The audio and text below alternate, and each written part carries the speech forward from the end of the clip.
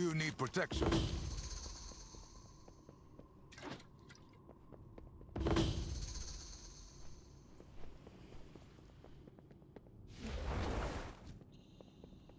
I'll staunch the bleeding.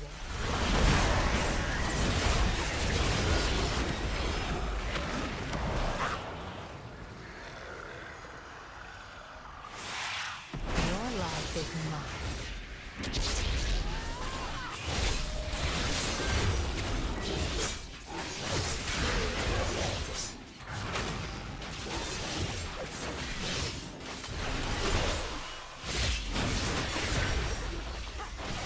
I don't have a target.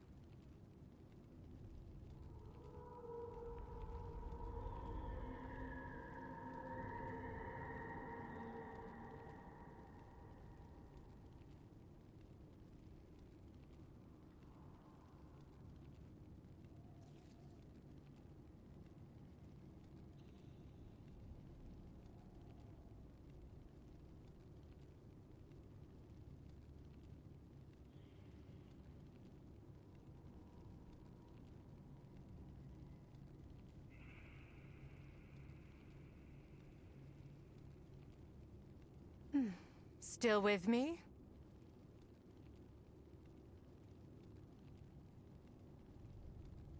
Daydreaming, I see.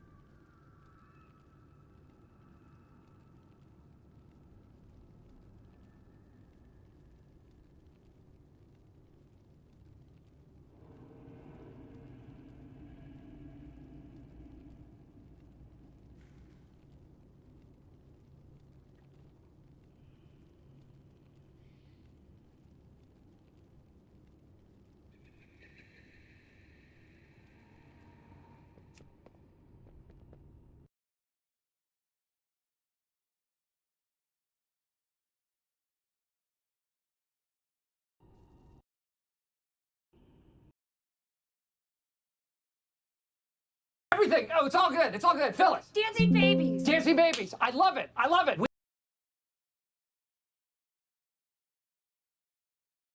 We are making a commercial for Dunder Mifflin today. Our first ad ever.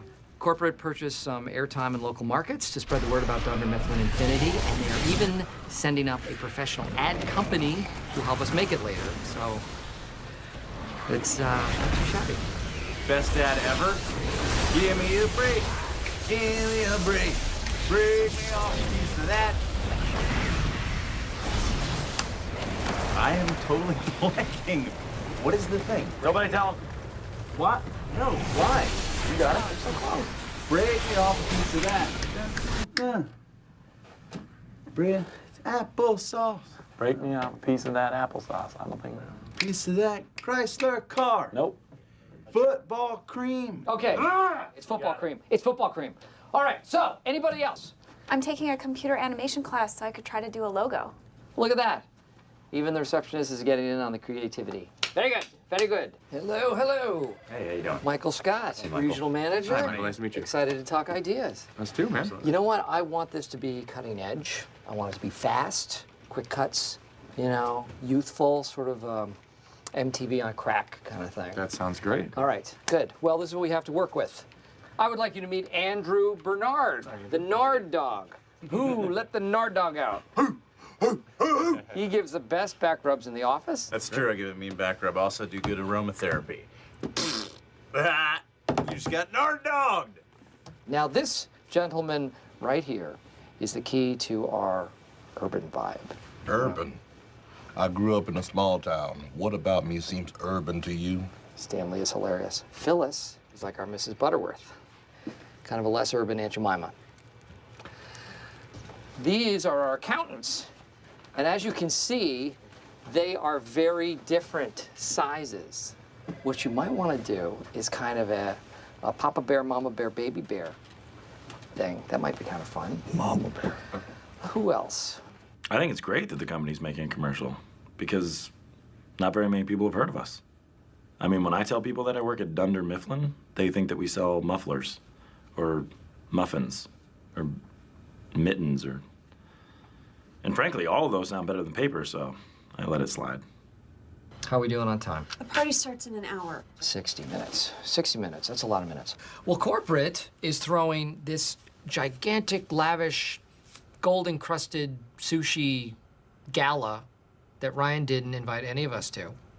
All I want to do is throw a party that makes Ryan's party look like Stanley and Phyllis's desk. These are some things that I would like to have happen. Beer, light beer, streamers, orchids, better lighting, something made of ice. Those are just things. This is how I want it to feel. Pizza, pizza with mushrooms, pizza without mushrooms, white pizza, steak. I would like this party to be sexier, cooler, more important. Chocolates, someone famous, cool Yes. music, confetti, I go-go want it- dancers. I want it to embarrass all other parties. I want it to be a party that the guys in New York watch on the webcam and say, wow, how did they get Al Roker to come? I can't do this. Yes, you I can. can't do it. Yes, you can. I know you can. I wouldn't say that if I didn't 100% believe it. Who else could do this? Okay. Okay. No, seriously. Is there anyone else who could do it better? Because we don't have a lot of time. I'll get the pizza.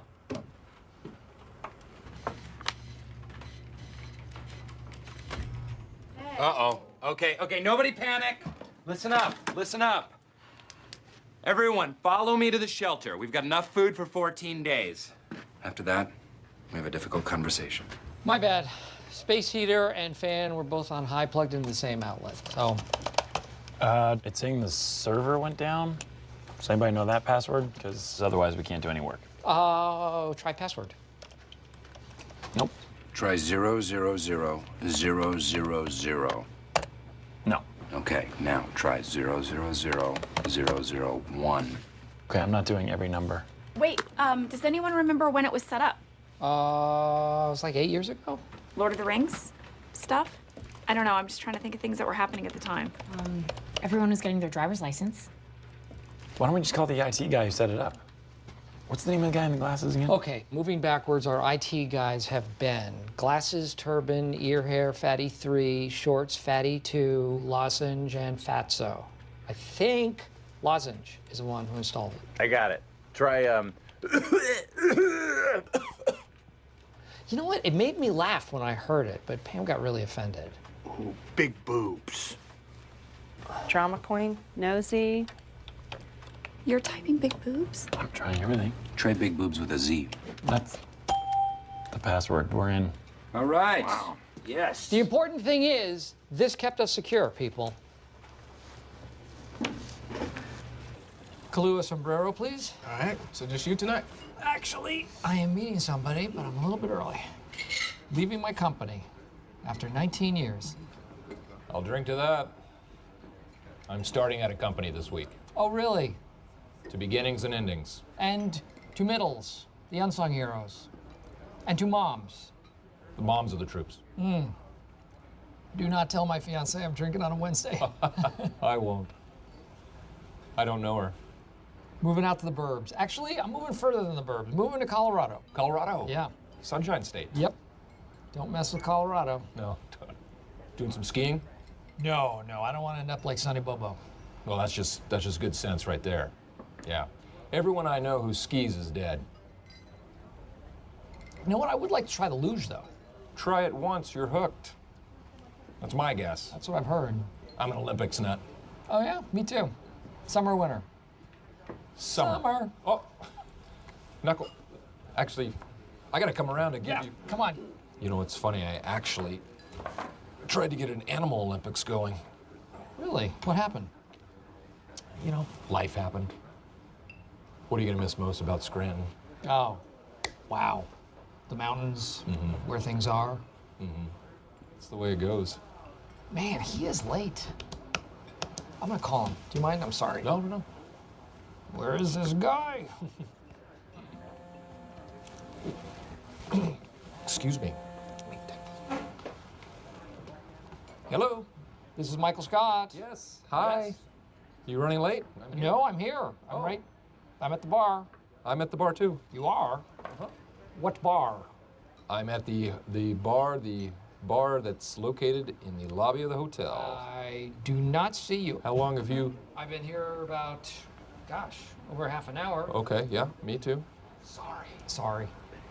What are you wearing? I am wearing a gray suit, red tie. Are we both at the right place? Which place? I hear your voice. I hear your voice. I see your lips voice moving in and the phone. oh, And brother. that's man. Michael Scott. D'Angelo Vickers. Wow. That is insane. That is insane. Is right. That's the right term. Bartender, let's get some vodka up in this cranberry and one for my friend. Ready? I am ready. Here we go. Well, this is it. What do you think? She'll do. Oh, she'll do just fine.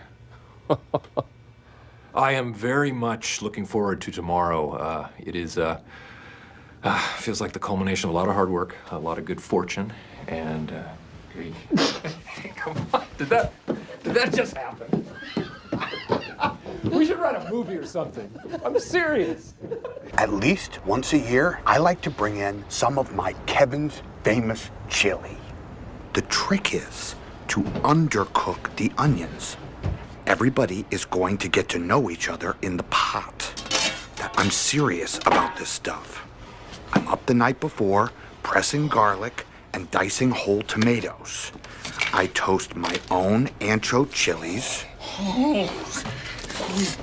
It's a recipe passed down from Malone's for generations. It's probably the thing I do best. I'm happy to be here. It's very nice to see all of you. You're all looking well. Today's a women in the workplace thing. Jan's coming in from corporate to talk to all the women about, I don't really know what, but Michael's not allowed in. She said that about 5 times. Women today, though we have the same options as men, we often face a very different set of obstacles in getting there. So, Hey, what's going on? Michael, Yeah, I thought you know we what? agreed that you wouldn't be I here. thought about it. I just have a few things I want to say. what are you doing? Just hear me out. What is more important than quality? Equality. Now, studies show that today's woman, the Ally McBeal woman, as I call her, is at a crossroads. Michael. And no, you have come a long way, baby. But I just want to keep it within Michael? reason. They did this up in You Albany. are not allowed in and they ended this up turning the break room session. into a lactation room, Okay. which is disgusting. Now So- you're really not allowed in well, this session. I'm their boss, so I'm I your feel boss. like.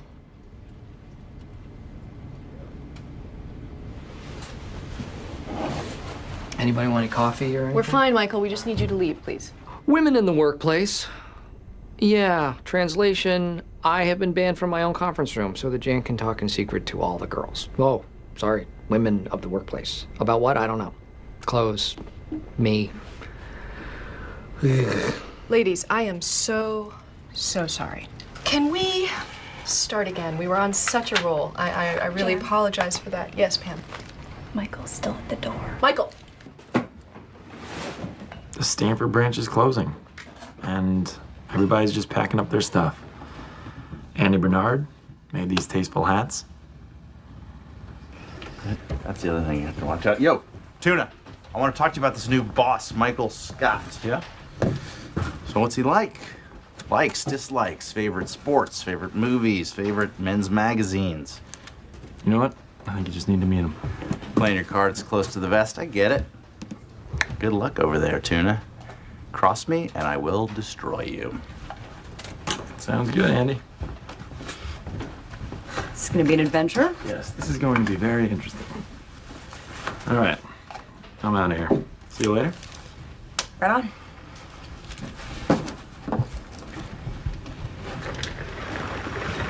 Hey, is that Josh's computer? What?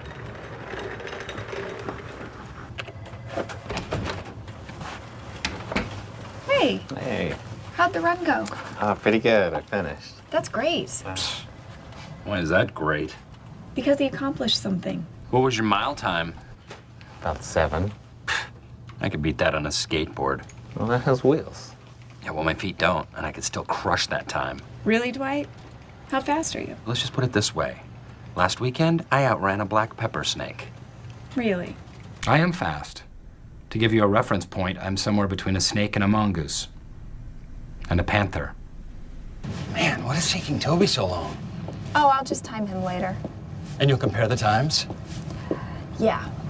Are you ready? No, my Set, groins are really go! tight. I can't.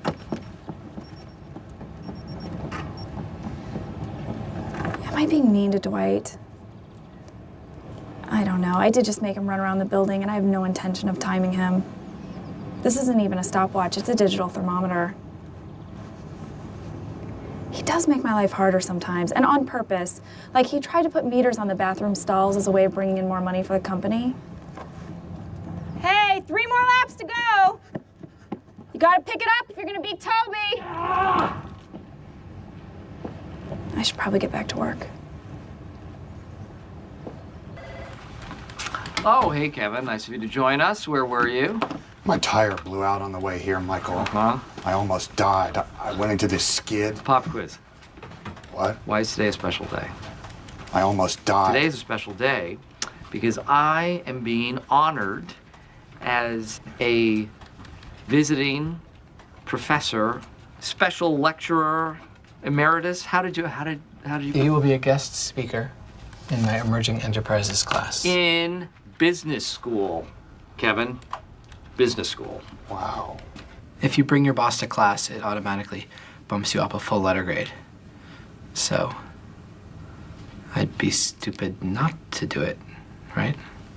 A boss is like a teacher, and I am like the cool teacher, like Mr. Handel. Mr. Handel would hang out with us, and he would tell us awesome jokes, and he actually hooked up with one of the students. And then like 12 other kids came forward. It was in all the papers. Really ruined 8th grade for us. This year, I decided to really get into the spirit of Halloween.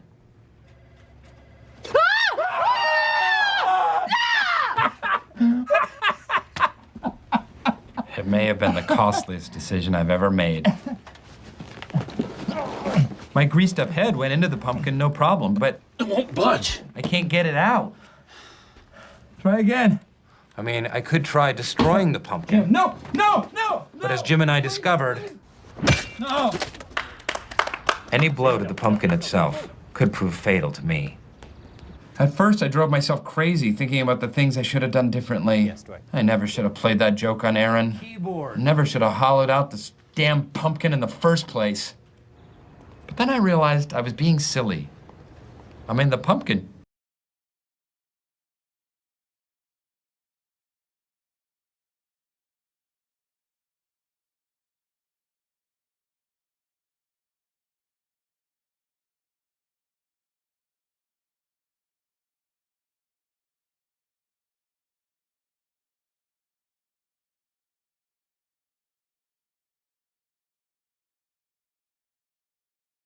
It's been 6 months since I've seen Mahmoud, and I can't believe I'm actually gonna see my husband on like American soil. A few moments later. I wanted to look nice for you, honey. You always look nice. It's okay. It's not like to show your stomach. Just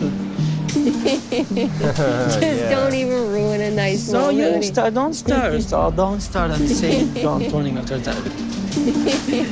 There are dogs and cats with deeper relationships than these two. That's not a joke, I mean that wholeheartedly. There are perfect strangers out there that could potentially form a more loving bond than these two in 5 minutes. Ever since Nicole and Mahmoud have been on the show, their relationship has been a pretty steady downward spiral, and recently it has reached new depths once thought to be impossible. This all began a few years ago when Nicole married Mahmoud in Egypt and she tried living there with him but did not like it at all. There were so many cultural and religious differences, and Nicole did not like how controlling he was, so they decided they were going to try to live in America. However, it quickly becomes clear that this isn't an attempt to live in America, this is Nicole getting revenge for having to live in Egypt. So anyway, as always, our story begins in an airport, and these two rarely make it outside the airport before they start arguing. I guess you could say that it's sort of a tradition at this point for them to just constantly argue about what she's wearing. Seriously, it's almost exclusively what they talk about. I can't think of any other topic that ever comes up between them. And even though this may seem sweet on the surface, do not be fooled by this this sign. There's passive aggression written all over it. She made home the biggest word by far and in all capital letters. Call me crazy, but I think she did that on purpose. Something tells me this sign wasn't made out of love, but rather crafted in a depression-fueled rage at 4 a.m. Her face has been permanently frozen in a state of terrified apprehension ever since she's been with Mahmoud. I love you. How are you? I'm good. You okay? Come here. I love you. I love you. Are you okay? Yes, honey, I'm just tired. You're American now, huh? Yeah, I did. Yeah? Are you okay? Yeah, I'm okay. You know what, though? Honestly, this whole America thing is not really doing it for me. But at least I could say I tried. What? You just got here, Mahmoud. We're still in the airport. Oh, yeah. Speaking of which, I actually booked a flight home on the flight here, so I think I'm just gonna head out. But it was nice visiting. It was cool to see America. It was kind of boring, to be honest. But yeah, I'll see ya. If everything had gone that way, it actually would have been the best case scenario for both of them. I just saw him and I just went running. And I just wanted This time she's the one. Wait, not me. Yeah, I just went running to him. I'm so happy. Yeah, I'm beginning to come around. Yeah, everyone seems to be coming around. Well, I'm not! We're happy, guys. Don't worry. There's nothing to worry about. We're happy. We are happy, and we came on this show to prove to the world that we're happy. And you know what happy people do? Immediately argue when they haven't seen each other for 6 months. Does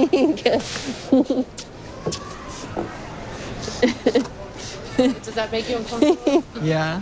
Mahmoud's in America. I can do whatever I want to him. Whatever I want to him. So it's been pretty obvious that Nicole holds a lot of resentment for the things that happened while they were living together in Egypt. And I think the realization is setting in for Mahmoud that she may do some things that make him uncomfortable simply because they're in America now, because he kind of did the same thing to her when she was in Egypt. They're playing a game of 90 Day Fiance chicken, like who can live in whose country for a longer time without caving first. Let's see who wins. They don't like each other. They don't like living in each other's country. What is the point of this? What is this relationship? What's this? What? Close your stomach. Here we go. What are you talking about? No. I don't know why she still acts so surprised when he brings this up. They've been over this, and they've only been over this. They haven't talked about anything else. They've only talked about this. Their entire on-screen relationship is about what she's wearing. If you took that out, they're just two strangers. In my opinion, neither of them really respect each other for who they are, and they're just waiting for the other one to hopefully change. I wanted to look nice for you, honey. You always look nice. It's okay. It's not like to show your stomach. Just don't even ruin a nice So moment. you start, don't start. So don't start and say don't running after that. Well, luckily it wasn't a nice moment to begin with, so you can't really ruin a bad moment. So after this, things just continue to get even worse when they're driving and he asks if she knows how to drive. The vibe of their entire relationship is like the dinner party episode from The Office. They just act super passive aggressive, but as long as they tack on a babe or a honey or a sweetie at the end of every sentence, then it's okay. Are you sure you know how to drive well, honey?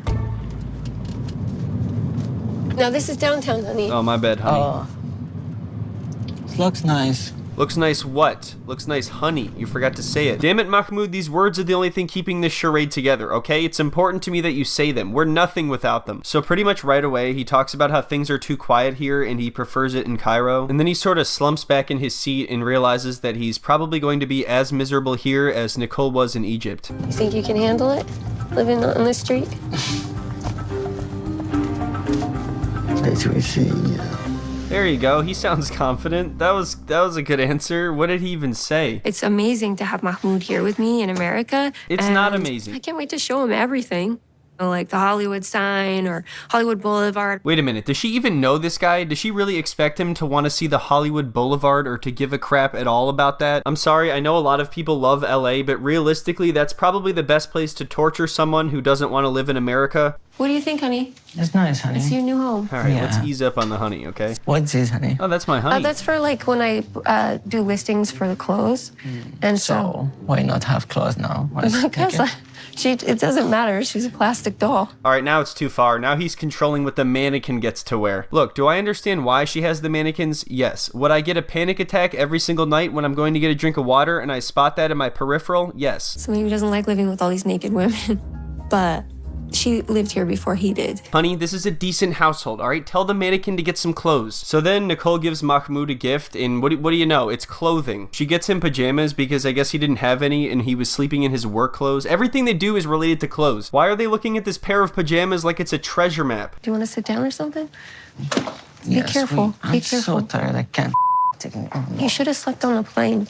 I couldn't sleep. The guy next to me was blasting Devil Wears Prada. It was terrible. I told you, you know what, it irritates me that you didn't sleep on the plane, actually. It really does. But, like, really irritates me. All right, well, I don't know about everybody else, but I find it pretty difficult to sleep on a plane, especially to get quality sleep. He was taking like a 15-hour flight or something. Of course, he's going to be tired after that. And even though it's also true that he's not excited about the marriage, for her to get upset at him for not sleeping on the plane is pretty ridiculous. What are they doing today that's so important that he has to be awake? Like, for the most part, if somebody's traveling after this long, they're going to need to sleep. Yeah, next time I will listen to you. Yeah, you better, because you made a terrible impression on the mannequin. This is our first morning together, and last night, Mahmoud did not sleep in his new pajamas. Oh no, not the pajamas. In fact, he didn't really wear anything to bed. I feel like in order to get some control back, she's trying to get him to wear these pajamas to bed, but he's not gonna do it. If he puts those pajamas on, it's like admitting defeat. Now he's an American and she won. They tried to live in Egypt, but she didn't like it, so now they're going with what she wants, and all of a sudden he's in America eating Chick-fil-A in his pajamas, wondering what the hell happened to his life. The night ended well, so... Why does she laugh as if she's not sure that she's doing it right? She looks like someone is telling her a really disgusting story, but she has to pretend like she doesn't find it disgusting. Like, oh, really? That's interesting. Wow, cool. Ugh. Too sweet. You want to try this one? Bismillah. I mean, I think the sweetest will be those, but... I don't know how you ate that. Damn it, Mahmoud, we have a long day of being an American ahead of us, so you eat the donut or I'll scream. How you feeling this morning? I'm feeling much better than yesterday. Yeah, you seem like it. Yeah. So I think today we're going to go to Santa Monica Pier. I think you're going to love it. So today I was thinking that we could go down by the pier and walk around together, all sad, imagining being with other people, and then we could yell at each other after. Honestly, the way she's looking at him is kind of scary. I feel like she's going to be upset with him if he doesn't love it. Because of all this unresolved resentment and tension between them, it constantly feels like they're both walking on eggshells. It begins to feel like every little thing is a make or break for their relationship. I think you're going to love it. Okay, this sounds good. Yeah. So yeah, she says that she thinks he's gonna love it and then immediately brings him to a store to look at bikinis and bikini shirts. I definitely took my country for granted before I moved to Egypt. I just love it. Like, I just love everything about it. Because anything goes here.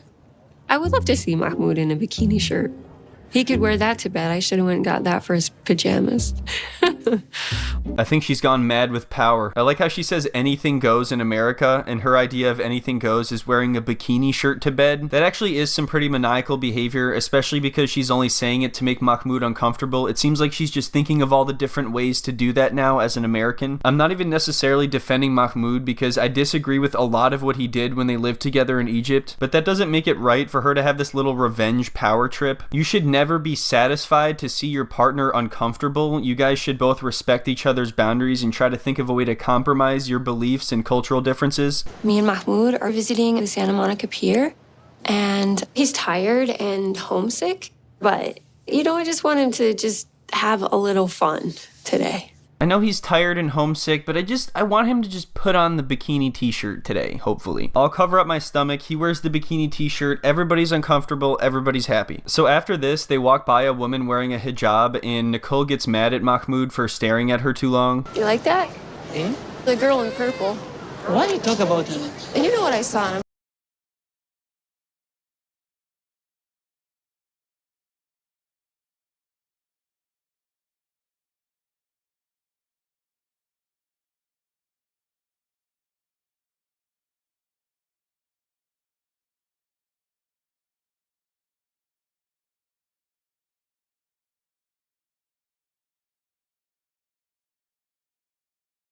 كونغ فو برو ماستر. رياضي بقى ولا لسه يعني؟ مرة معايا في الشغل. This is a testament that is true muscle. This is elite behavior. They are bubble maxing for real.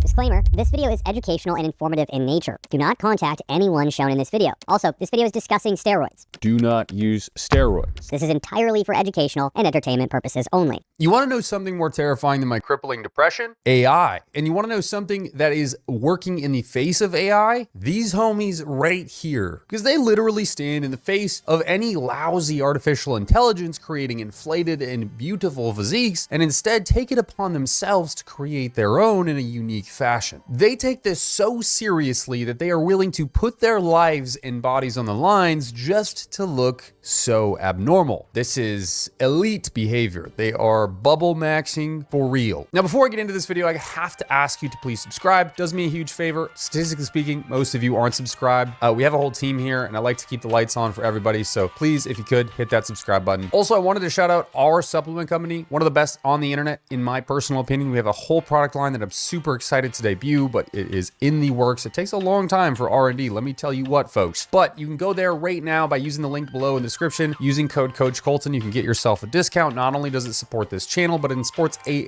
whole nother team of people that I also help keep the lights on for. So we're balling out here by just feeding people income. And I promise you, the smallest piece of the pie. Back to the video. We talk a lot about this bubbly look that you commonly see within the fringes of the fitness industries, but what is it exactly? Well, this is oil. They're injecting a shit ton of oil in their bodies, deep into the muscle to make the muscle look rounder. Now, there's a problem with this, and you could probably logically think about it. One, it's just stupid. I mean, it's just absolutely dumbfounding that people find this to be, one, appealing, and two, worth doing in the first place. I mean, it's not getting you girls. No girl is looking at you and saying, that is what I want. That is my ideal man. 6 foot something with big, round, 40-inch necrotic arms. That's what I want.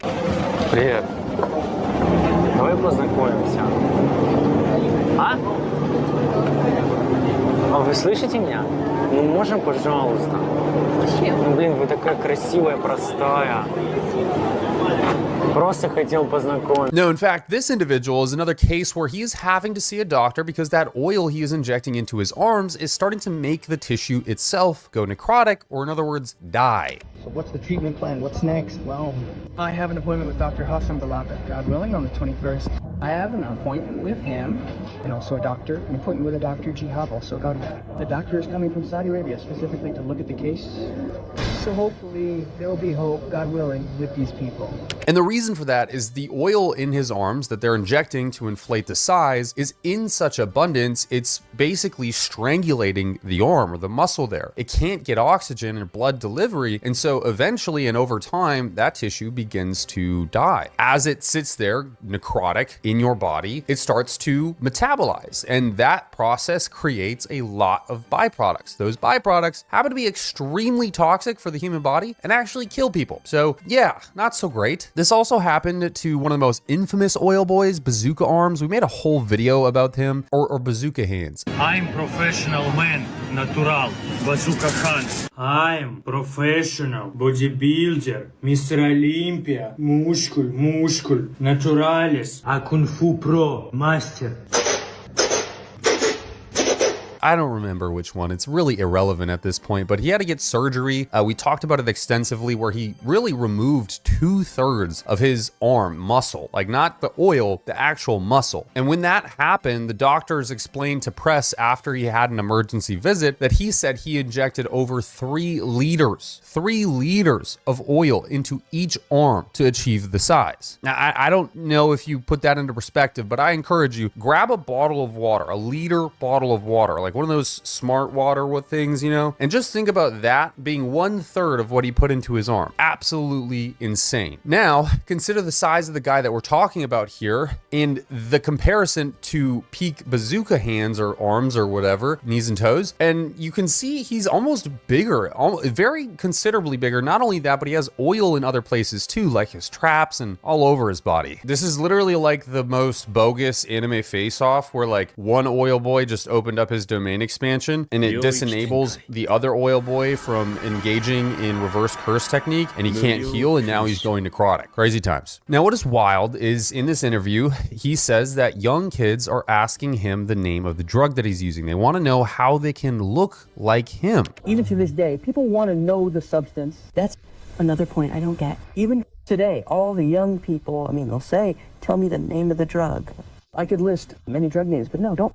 Ask someone to tell you the name of the substance they took while they're explaining their painful experience, and they can't even help themselves. He's not feeling it. You'll find the listener saying, tell me the name of the drug. When in fact, there is no drug. And it would be a lot easier to say, hey, this guy's just blasting steroids, but the delusion goes so much further. He's just pumping his arms and muscles full of oil. And you might think that it's some special kind of oil, but you're wrong. It's not. It can be anything. I've seen all sorts of anecdotes from people. Olive oil, vegetable oil, synthol, hyaluronic acid, even more. Like, this is just the surface of it all. And Muhammad even says that his actions hurt himself on a daily basis. He can't even sleep because of the weight that's compressed onto him from all of the oil. No sleep at all, by the way. I mean, I want to tell you from the outside, you can't tell why you can't sleep. Why is that? You're exhausted mentally, physically, and emotionally. It's not just you that you've destroyed. I didn't just hurt myself. I hurt those behind me, whether my children or my family. I destroyed your whole life completely. I paid the price for that mistake, but I didn't pay it alone. Those behind me paid the price, and they're still paying the price to this day. Which is a really good point, because if you think about it, if you have bags of oil all over your body hanging around in muscle, like, how can you even lay to get comfortable? Like, that just sounds uncomfortable in general. He goes on to say that he is dying every day, begging doctors to examine him, begging them to do procedures on him. The only one that did offer to actually examine him refused to do surgery to remove some of what they're thinking is necrotic tissue. It's important. Why isn't a credible doctor speaking out? What are you afraid of? I'll sign a waiver. Oh, I'm dying every day anyway. Take a positive step. Examine me. Only one doctor examined me and refused surgery because there must be reasons. Balias. Bull. He was scared it wouldn't succeed or become a media thing. After agreeing, he backed out. He said he couldn't operate. A cosmetic surgery to look, cosmetic fix. It was plastic surgery. Yeah, I had to get plastic surgery. And I have talked about this before, but this happens in a lot of third world countries, and I don't really know why. You don't often see this, at least extreme measures of oil injection, within the United States. Here we have a guy in Brazil doing a very similar thing, injecting his muscles full of oil to look inflated. Dear me, people, rumors seems to be right after all. I mean, after oil, Brazil seems to be the most special country of Latin America. I mean, look at that. His name is Potencia Official. His potential is absolutely limitless. Look at the triceps, baby, please. Look at those exercises. This is front lateral raises with the supinated grip, working out the biceps, the chest, and the front delts. Look at the other side.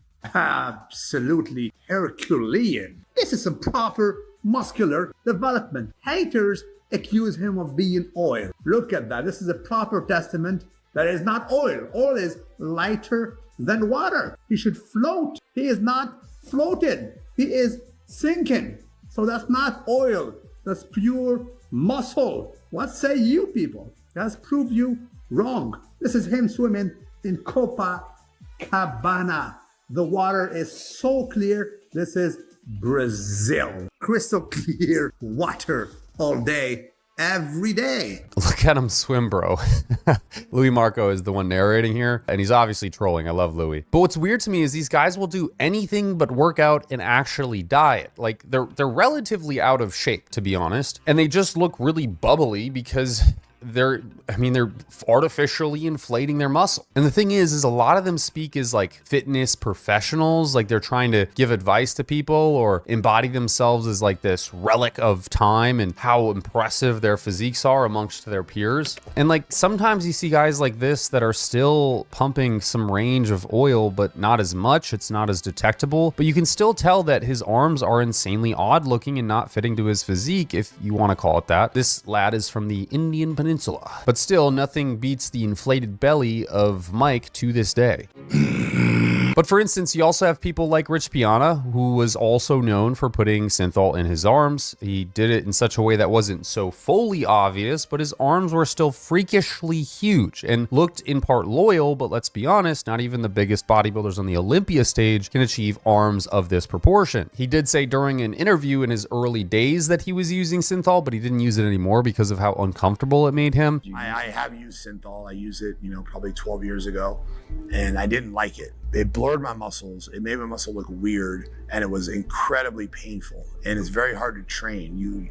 You're almost guaranteed going to have to take some painkillers while you train because it's so painful. A lot of people called bullshit on that, and very likely it's accurate to say that that's bullshit because, quite frankly, your arms just don't look like that. Even if you're massively hypertrophied, they just don't look like that. Now, it's honestly a sad thing because taking steroids and ignoring your health is one thing, but injecting oil in your body where it is clearly a very straight path to necrotic tissue developing, no matter what you do, it's crazy because you can use steroids and you can stop using them and get off pretty scot-free depending on how you use them during your career. But with oil, there is no free lunch. You literally will actually develop necrotic tissue. The potential to cause infections locally is massive. It's not worth doing, in other words. But these people are so delusional and almost sociopathic in a sense that they have to inject the oil to appear bigger than anybody else. And instead of putting in the years of work and maybe even using a bit of Sazul, that's the alternative they're looking for. And I say sociopathic because you can hear them in this interview and you can see these people talking, and they very clearly establish themselves as somebody better than other people. And the way that he's calling for help is he's saying, you know, in this interview that he's asking doctors to help examine him. He's not just like asking, he's demanding. Doctors need to diagnose me. Doctors need to work on me. They need to give me procedures. But it's like, bro, you did this yourself. This is self-inflicted. The damage that you're causing and the inevitable shortening of your life, it's in part due to you. And this is the harsh side of my beliefs, which is like bodily freedom, right? I think you should be able to do whatever the hell you want to do with your body as long as it doesn't hurt other people. This is the harsh side of that. Yeah, you have to face the repercussions. If you want to do dumb shit, you pay the dumb prices. And I want you to conceptualize this. And the only reason that I know anything about this subject is because I used to inject synthol. I talked about this in previous videos as well. When I was trying to be a professional bodybuilder, I did my arms like crazy trying to grow them. Not anywhere near to this degree, not anywhere near at all close to this, but I would put, 3 milliliters into each head of my tricep, each head of my bicep. And those injections have to be deep and you have to use a larger needle. And let me tell you what, it is a messy endeavor. I am talking like graphic, like someone would walk into my bathroom after I was doing that. They would think that I was trying to kill myself. There would be blood. There'd be several needles all over the place because if you're thinking about it, you have, 5 injection sites just around your arm that you're pinning oil into. And so you have to use 5 different syringes or 5 different needles at least. And each of those sites is highly vascular and capillarized. So you're running into blood vessels and popping them and it just goes everywhere, all to achieve a certain look. And this isn't like a once a week kind of thing. Let me remind you, this is a multi-day endeavor throughout the week. You're usually doing this 3 times a week, at least 2 times a week. To some effect, sure, but was there any long-term gain from doing this? No, most people tell me I have small arms to this day, so it wasn't really worth it. The theory is in bodybuilding is that you inject synthol into the muscles and eventually they tend to expand due to mechanical tension placed on those myocytes from the oil sort of expanding cross-sectional area. But that just does not seem to play out in practice. It's hard to actually say that that's a true mechanism that's actually happening within your muscle. It seems more likely that it's just a momentary inflation of the muscle. And not only that, but it's extremely fucking painful after the fact. Once you've cleaned up all the blood and the mess and you're like, oh, thank God that's done, and you move your ass throughout the day, it's not like it just goes away. That pain is there. There is just a sack of oil sitting in your muscle that's inflaming it. And when you move around, when you engage that muscle tissue, it is painful, brother. It is so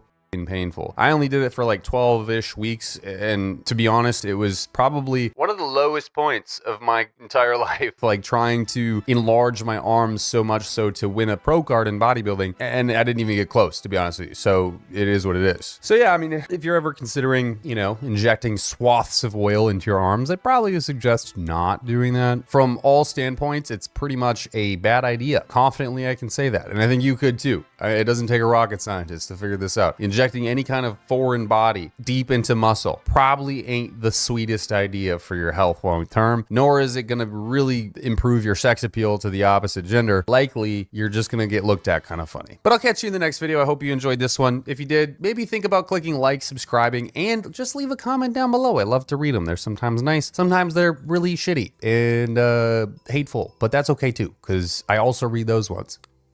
Okay, bye. 3, 2, 1.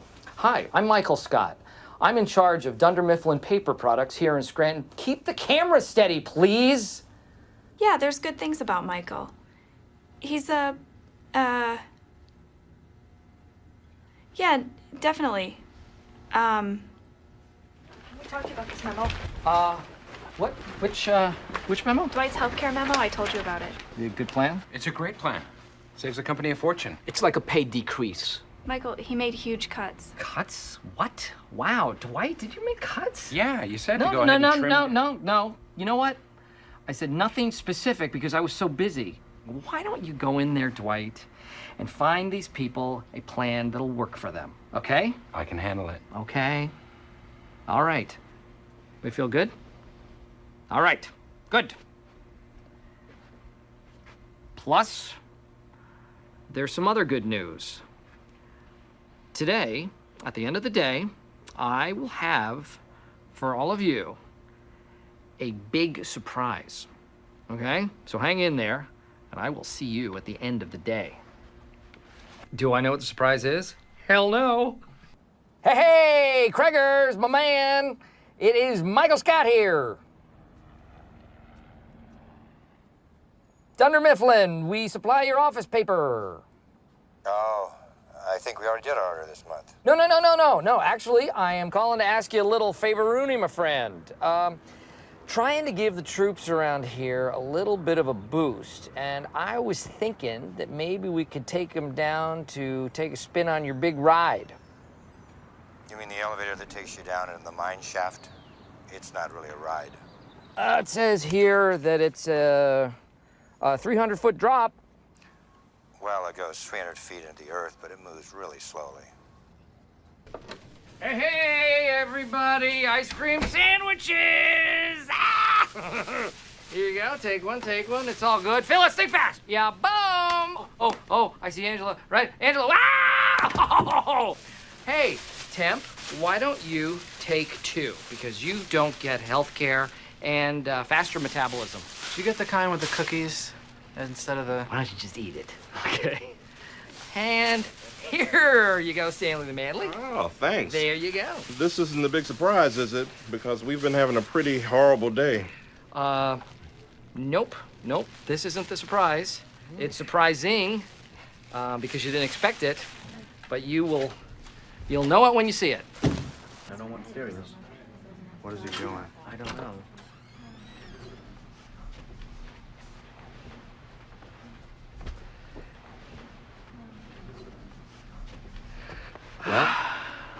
Well, what? You could be referring to anything. Okay. The healthcare plan. Why did you put Dwight in charge of that? He did a horrible job. Dwight? Did you raise benefits? I most certainly did not. Oh, come on! That's horrible! Oh. Thanks, Dwight, for a crappy plan. Ah, damn! Oh. I wish I had time to change it, but Jane needs it by 5, and what time is it? Oh, it's after 5. It's awful. So, well, okay. See you guys on Monday. What about the surprise? Oh, yes. Exactly. Thank you, Angela, for reminding. I think the main difference between me and Donald Trump is that I get no pleasure out of saying the words, "You're fired." You're fired. You're fired. He just makes people sad, and an office can't function that way. No way. You're fired. I think if I had a catchphrase, it would be, "You're hired, and you can work here as long as you want." But that's unrealistic, so. My nephew is involved with a charity for cerebral palsy, and I was wondering if maybe you'd like to, if... What? Donate to the charity. Oh, God, of course I would. Get it over here. Get that over here. Thank you. You know I'm always good for some serious buckage. Wow, $2, $3? People out here do not care about diseases. I'm going to give you $25. That's very generous. Oh, my gosh. Well, listen, Oscar, generosity and togetherness and community all convalescences into morale, is what I say, so, right? Yes, All right, good. Cake looks good, doesn't it? Why'd you do that? Yeah. Second piece, right? Save some for everybody else. Thank you. My Thanks. first one was small. What? Yeah, okay. All right. Gentlemen, how is your mint chocolate chip? Minty. Well, you need it for your breath, right? I'm kidding. Pamela, how are you? You know what they say. Sugar is nature's aphrodisiac. Don't get too wild. All right? All right. Watch it. You're surprised, weren't you? Yes. You look freaked, man. We said surprise. You were like, what? What the hell's going on here? Yes. I mean, my birthday's not until next month. See, that's why we do things a little different here, Dunder Mifflin, right? Happiness level way up here now. What? All right. Where's Quake? Why don't you have some? I can't. Come on, a little No, bit, no, little bit. I can't eat dairy. Oh, right. Oh, God, too bad. It's so good. That makes me sick. You know what? If I were allergic to dairy, I think I'd kill myself. Very impressive. The donation you gave to Oscar's charity. What was that, 25 bucks? Yeah, well, you know. Money isn't everything, Jim. Not the key to happiness. You know what is? Joy. You should remember that. Maybe give more than $3 next time. Yeah, well, $3 a mile is gonna end up being like 50 bucks. So, God, I can't even calculate what you're gonna have to give.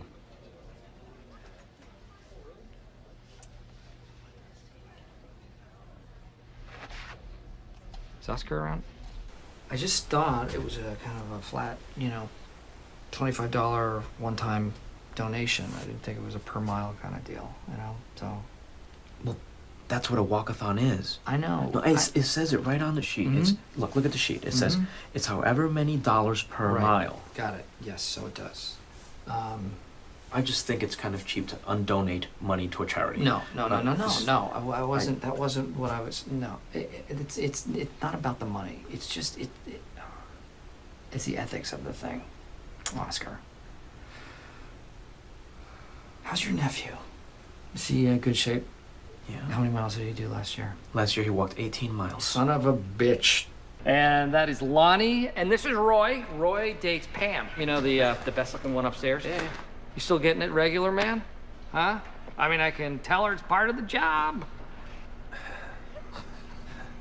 Rapport. 1 o'clock, you better bring your A game. Because me and my posse guys are gonna be in your face. Right in your face! Why don't we make it more interesting? Loser buys dinner at Farley's. Oh, I like the way you think. Yeah. You know what? I'm gonna take that one step further. Loser works on Saturday. No, that's not as much fun. You know what? What? You on. Okay. Cool. You're on. Don't screw this up. Classic beginner's mistake. Eating before game.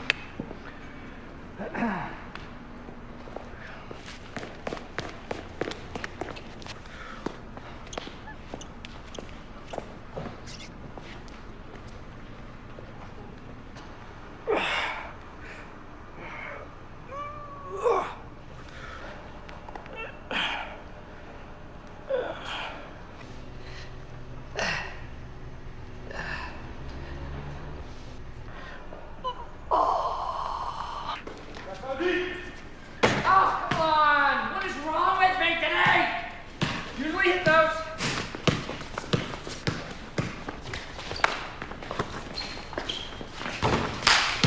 Dwight, I was open. All right, let's go. Jim, right here! You got me! Jim!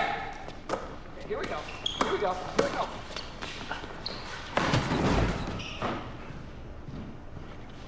Dwight, wanna get that? Oh, okay, foul. Charging. That's foul. Okay, I'll take it.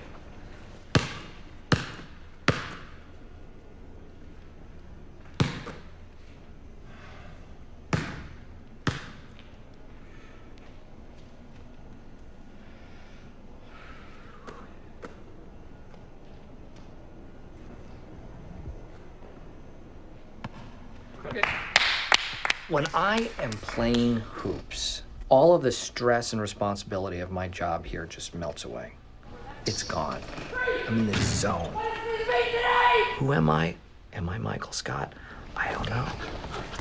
I might just be a basketball machine. What's Dunder Mifflin? I've never heard of it. Filing, paperwork, who cares? Possible downsizing? Well, that's probably gonna happen, actually. Jim, right here! Jim, give me the ball! Ryan, cut! My bad. Push. Oh, they don't want none of that. Here you go. Where you at? Where you at? You over there? I'm over here. That is cool. Oh. Is that like the robot? No! Give me one of them. There's no free throw shooting. Just do one? That's cool. That's fine. Come on. All right, let's go. And basketball is like jazz, you know? You're kind of it's all in the downbeat. It's in the pocket. It's like to like typify it. There's a jazz musician, a guy. You know him. If you know jazz, you know who I mean. He's God, what's his name? He plays one of those curly horn, like those really shiny curly horns that's used in jazz a lot. Here we go. Come on! I'm so off. My ACL is just bugging the heck out of me.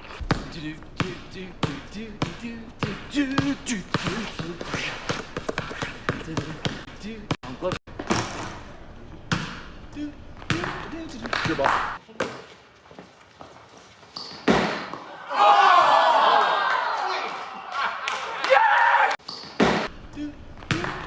Good ball.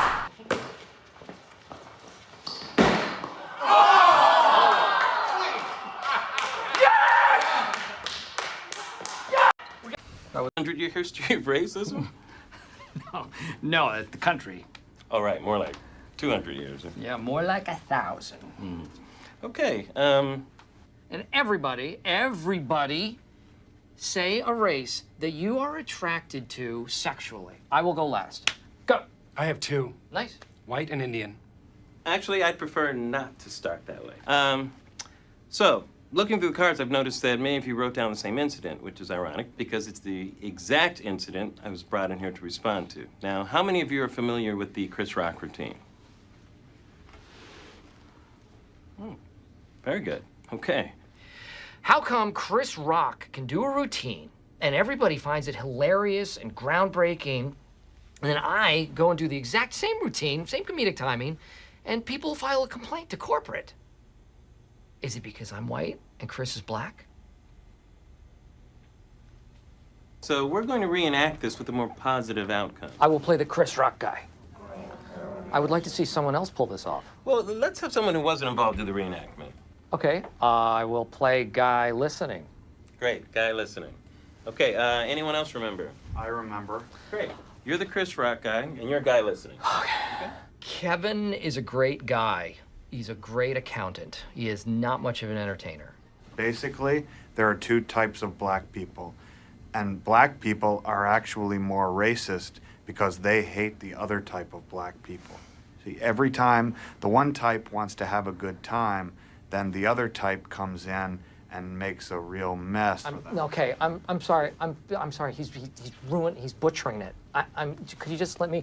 Every time black people want to have a good time. I just think that hero, it's cute, but it's empty. You know, it's easy. You know what? I came up with some terms of my own. Could you put these on the board? First one is inclusion. New attitudes. Colorblind. Oh, nice.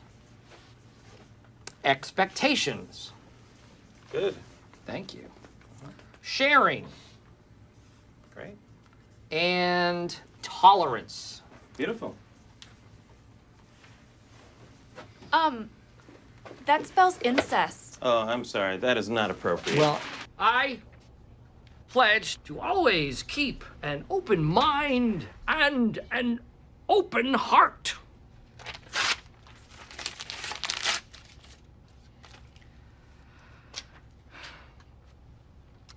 I do believe in that part of the pledge. Abraham Lincoln once said that forget everything you know about KFC. In China, KFC isn't just fast food. It's an entire culinary experience. Welcome to the most unique fast food menu in the world. From traditional breakfast to late-night street food, the menu is so wild. Love, love, love. Trust me, by the end of this video, you'll wish your local KFC was this good. Hi, I'm Zaza. I know you have definitely had a KFC before. Standard KFC is global, but Chinese KFC is completely on another level. We have got crazy local twists you have never seen before. So today I'm gonna spend 24 hours only eating KFC food. It's going to be an epic food adventure. So let's go.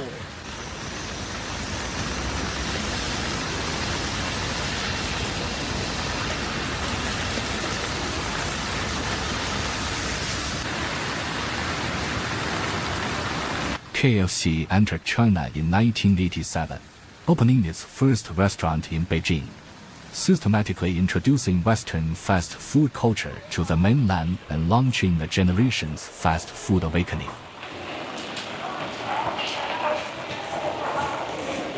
The Chinese burger market is now largely dominated by just two players, KFC and McDonald's.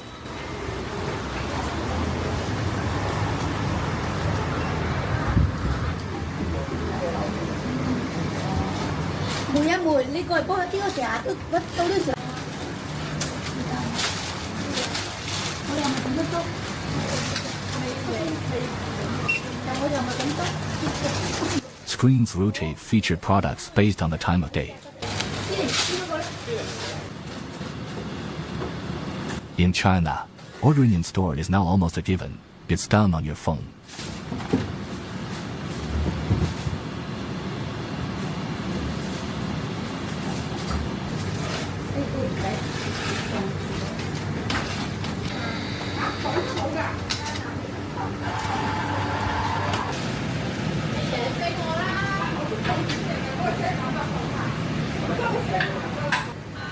Not getting a regular burger today.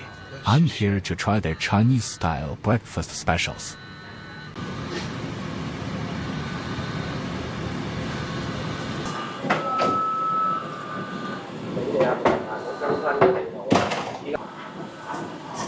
Since Chinese people love soy milk for breakfast, KFC rolled out a soy milk latte, turning the national drink into a coffee.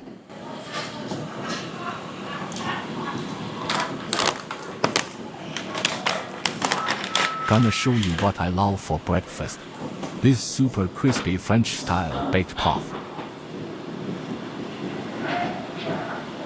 It closely resembles a traditional Chinese clay oven pancake, baked until golden and crisp, the crust generously coated with toasted sesame seeds.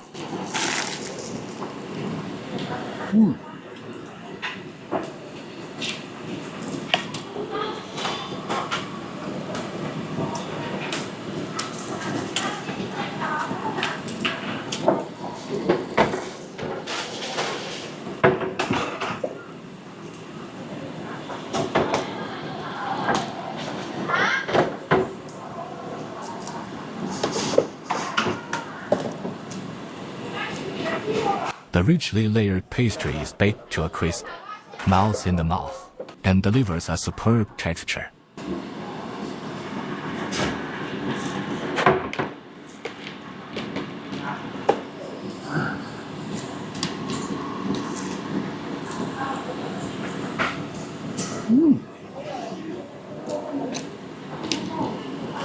Paired with a soy milk latte, the member price is $1.60.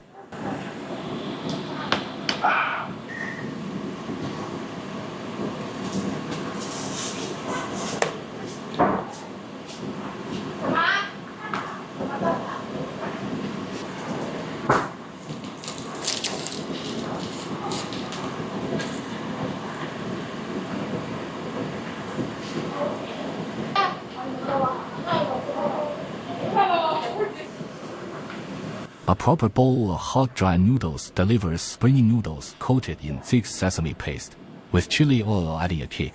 Is one of China's most iconic noodles.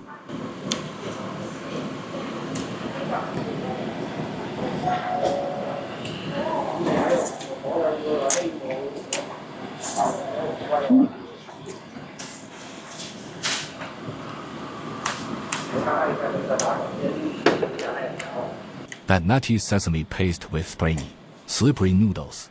A breakfast that's fast and fully satisfying. Paired with the classic breakfast drink, soy milk, the whole set comes to a total of $2.40.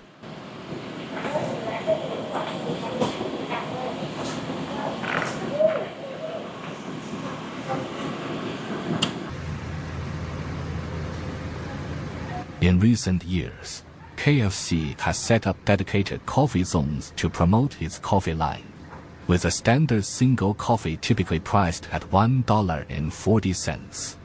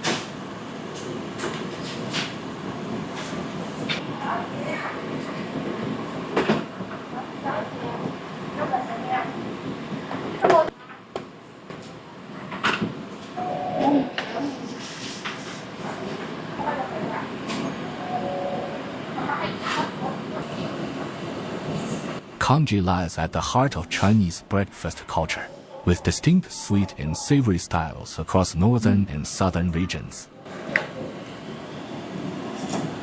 And this is the classic version of savory congee.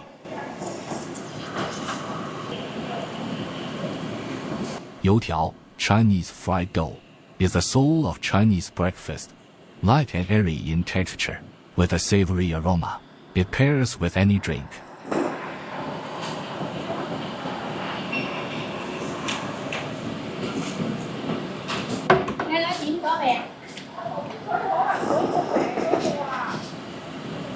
With this bowl of congee, the total comes to $1.60.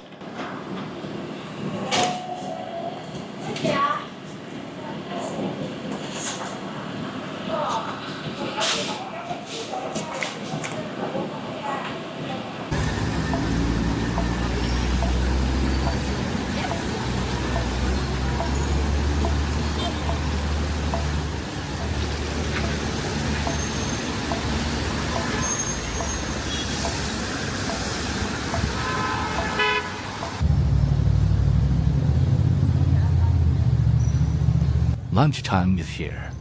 Let's see what special dishes are on offer.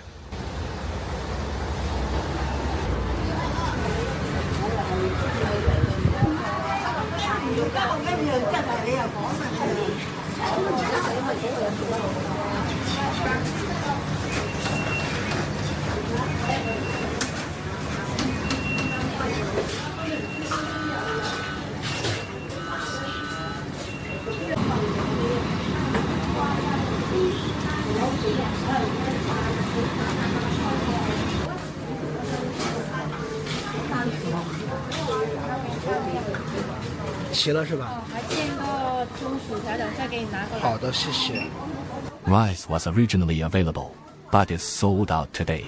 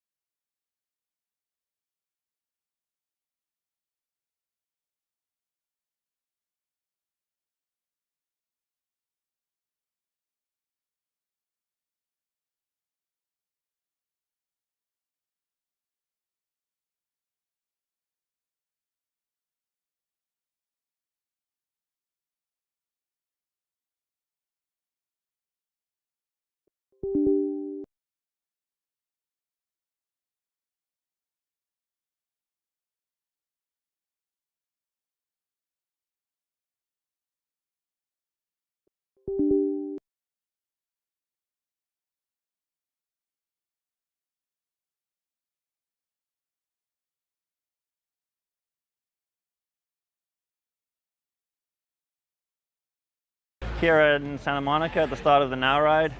There's a big group ride that goes out every Saturday. It's gonna roll up the coast to Trancas in Malibu.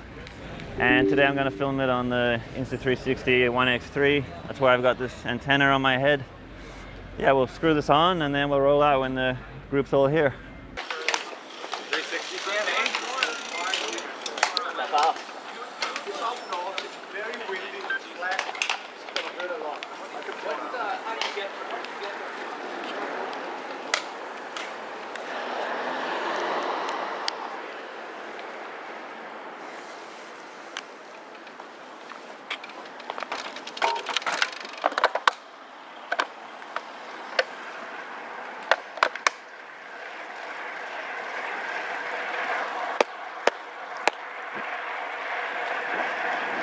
All right, so just off the back of the group here, turning the camera on. It's gonna be a slow roll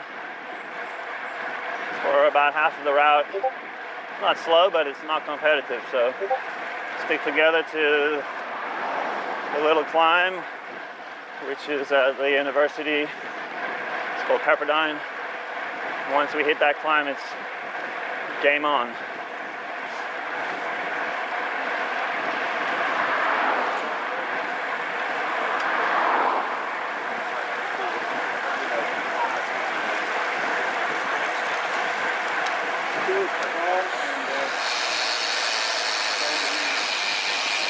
Here's the reigning world champion of the Now Ride. Wow, Sava, how are you? Good, good. Are you gonna win it the one day I'm filming, or is that the only day you're gonna lose it? I didn't realize that today was your first day.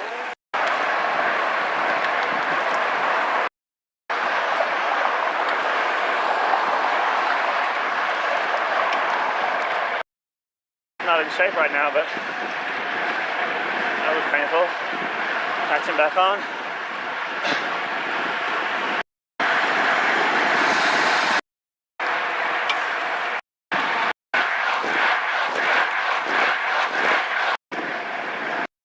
#61X3. I'll leave a link in the description. Oh. And this is the regroup here.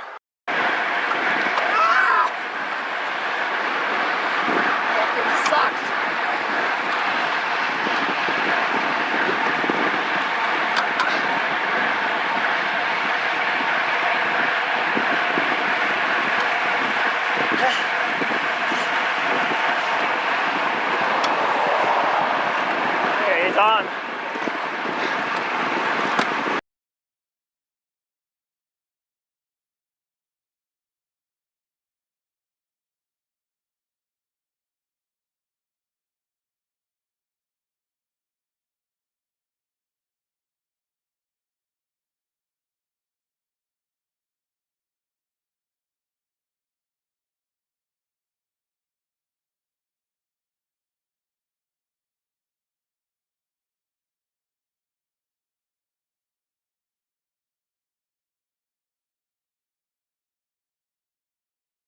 The RX-94 mass production type New Gundam is a limited run mass produced version of New Gundam, despite its name. This was originally designed to fight against the Yag-Doga. It retains the Psycho Frame to utilize fin funnels. Old types can't use fin funnels and instead opt for the Incom system. The armor is weaker than New Gundam, but is considered good enough at this reduction. This version is modified to attach Elysius, and the legs are modified as well. It also has a Gatling gun in the left arm and a beam saber in the right. Other weapons include 60mm Vulcans, another beam saber, New Gundam's beam rifle, Penelope's beam rifle, a shield, a beam spray gun, a hyper bazooka, and a sub-arm with a beam saber. This also utilizes shelf nozzles. The RX-94 mass production type New. Okay, now it's up to.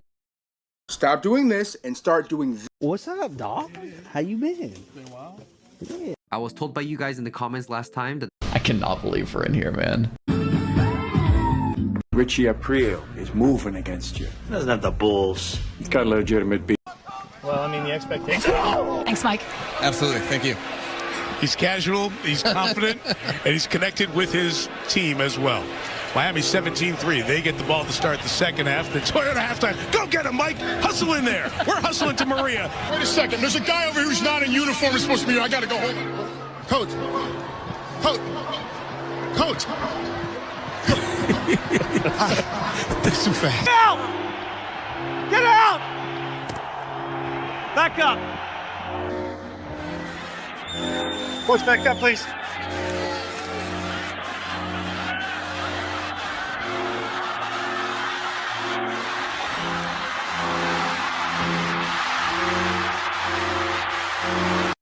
Well, I mean, the freak is a really doctor. The TX-104. I'm actually very excited for this, bro. That's cool. According to physics, this weapon should not exist. This is the Twin Buster Rifle from Mobile Suit Gundam Wing. It splits into 2 independent Buster rifles, one in each hand, for total domination, or locks together into a massive dual-barrel cannon of pure annihilation. Powered directly by Wing Zero's fusion reactor, unlimited shots, no cartridges. A single combined blast can obliterate an entire space colony or a giant fortress like Libra. Beam radius over 150 meters. Penetration range, dozens of kilometers. Paired with the Zero system for perfect targeting. Elegant. Terrifying. Reactor-fed destruction. This is the gun that redefined overpowered in 90s anime. According to physics, this weapon should not exist.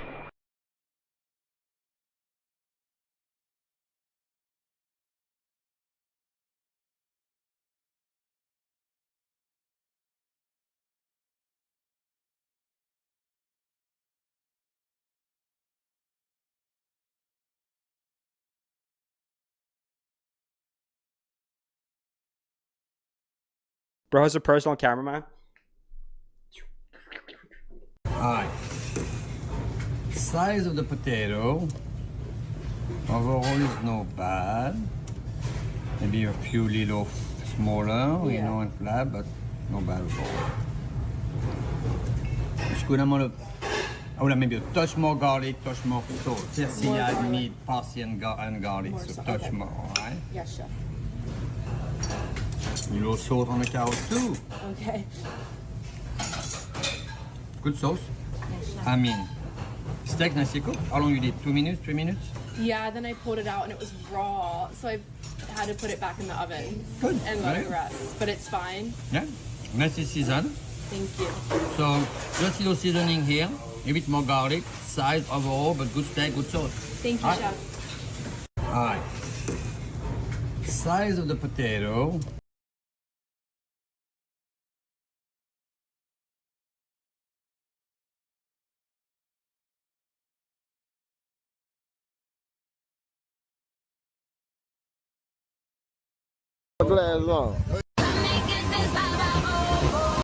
This is how you fix the red.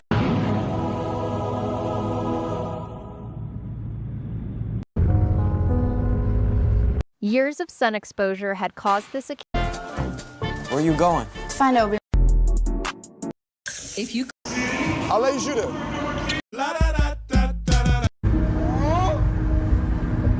You can see behind me the Brooklyn Bridge bike path built a couple of years ago. It's so popular.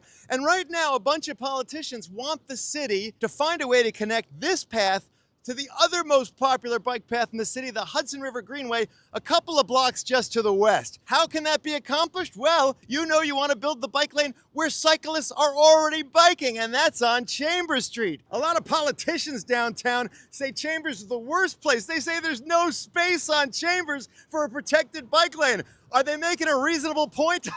Let's go check it out. So where's the space gonna come from? Well, this is a no standing zone, and look at all these assholes no standing. And here's a New York press license plate only zone. None of these guys are press, so there's some more space we could create. Some more no standing zones, but hey, these guys are standing. Oh wait, watch out, look at this guy trying to, oh my God! This entire block of Chambers Street is truck loading only. And look at this whole line of cars, government cars left and right, all the way as far as the eye can see. Of course, you can't do anything on Chambers Street or anywhere downtown because of all these fake placard assholes taking up space. Here's a fake NYPD placard taking up a loading zone space. And this guy's a government worker, and he's parked at a bus stop. U.S. government official business? That's my hydrant you're parked in front of, asshole. So I don't know about you, but all I'm seeing is a hell of a lot of space on Chambers that's being misused or abused by placard perps or illegal parkers. So it seems to me there's plenty of room for a two-way protected bike lane right here. And I'm Gersh Kunstman for Old Man Vertical.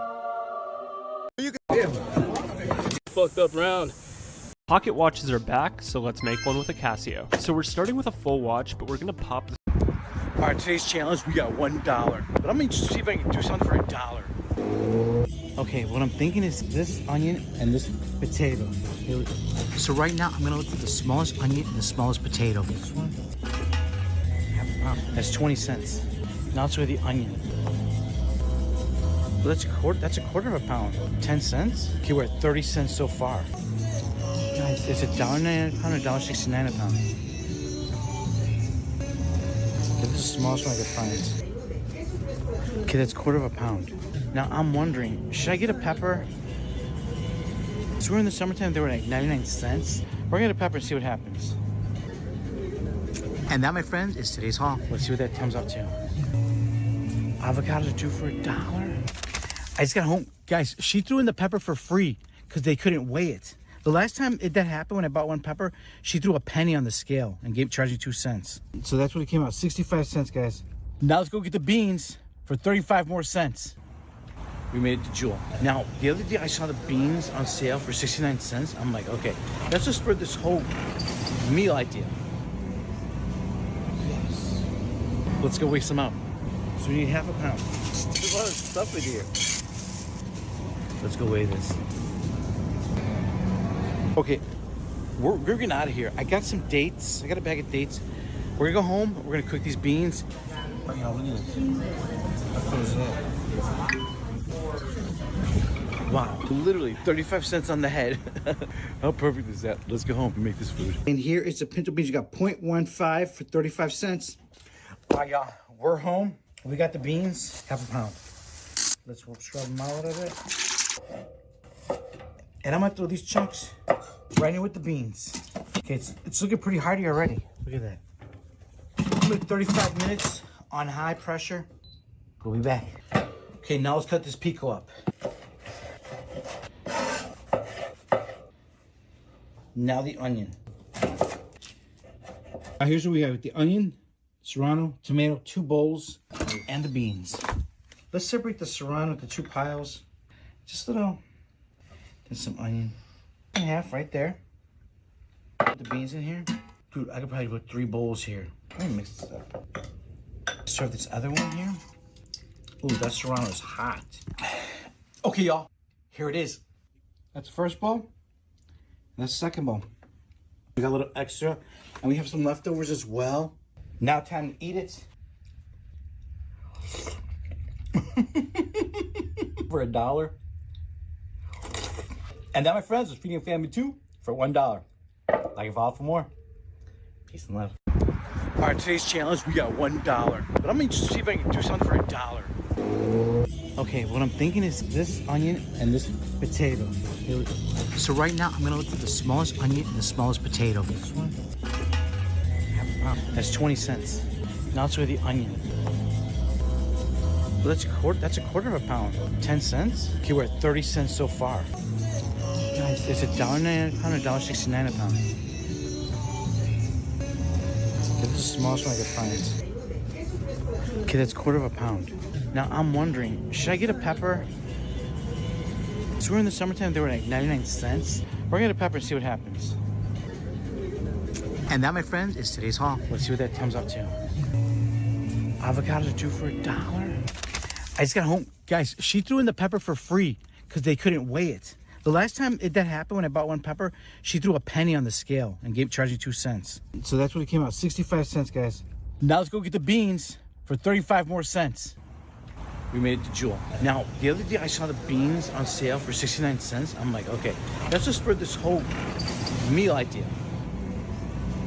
Yes. Let's go weigh some out. So we need half a pound. There's a lot of stuff in here. Let's go weigh this. Okay, we're getting out of here. I got some dates. I got a bag of dates. We're gonna go home. We're gonna cook these beans. Oh, yeah, look at this. What is that? Wow, literally 35 cents on the head. How perfect is that? Let's go home and make this food. And here is the pinto beans. You got 0.15 for 35 cents. All right, y'all, we're home. We got the beans, half a pound. Let's scrub them out a little bit. And I'm gonna throw these chunks right in with the beans. Okay, it's looking pretty hearty already. Look at that. Like 35 minutes on high pressure. We'll be back. Okay, now let's cut this pico up. Now the onion. Here's what we have with the onion, serrano, tomato, 2 bowls, and the beans. Let's separate the serrano into 2 piles. Just a little, and some onion. And half right there. Put the beans in here. Dude, I could probably put 3 bowls here. Let me mix this up. Serve this other one here. Ooh, that serrano is hot. Okay, y'all, here it is. That's the first bowl. That's the second bowl. We got a little extra, and we have some leftovers as well. Now time to eat it. For $1. And now, my friends, we're feeding a family too for $1. Like evolve for more. Peace and love. All right, today's challenge, we got $1. But I'm gonna just see if I can do something for $1. Okay, what I'm thinking is this onion and this potato. Here we go. So right now, I'm gonna look for the smallest onion and the smallest potato. This one. That's 20 cents. Now let's go with the onion. Well, that's a quarter of a pound. 10 cents? Okay, we're at 30 cents so far. Guys, it's $1.99 a pound or $1.69 a pound. This is the smallest one I could find. Okay, that's quarter of a pound. Now I'm wondering, should I get a pepper? So we're in the summertime, they were like 99 cents. We're gonna get a pepper and see what happens. And that, my friends, is today's haul. Let's see what that comes up to. Avocados are 2 for $1. I just got home. Guys, she threw in the pepper for free because they couldn't weigh it. The last time that happened, when I bought 1 pepper, she threw a penny on the scale and charged me 2 cents. So that's what it came out, 65 cents, guys. Now let's go get the beans for 35 more cents. We made it to Jewel. Now, the other day I saw the beans on sale for 69 cents. I'm like, okay, let's just spread this whole meal idea. Yes. Let's go weigh some out. So we need half a pound. There's a lot of stuff in here. Let's go weigh this.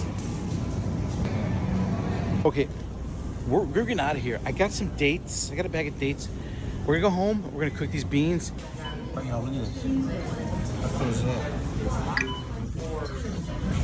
Wow, literally 35 cents on the head. How perfect is that? Let's go home and make this food. And here is the pinto beans. You got 0.15 for 35 cents. All right, y'all, we're home. We got the beans, half a pound.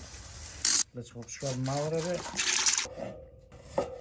And I'm gonna throw these chunks right in with the beans. Okay, it's looking pretty hearty already. Look at that. Like 35 minutes on high pressure. We'll be back. Okay, now let's cut this pico up. Now the onion. Here's what we have with the onion, serrano, tomato, 2 bowls, and the beans. Let's separate the serrano into 2 piles. Just a little, and some onion. And half right there. Put the beans in here. Dude, I could probably put 3 bowls here. Let me mix this up. Serve this other one here. Ooh, that serrano is hot. Okay, y'all, here it is. That's the first bowl. That's the second bowl.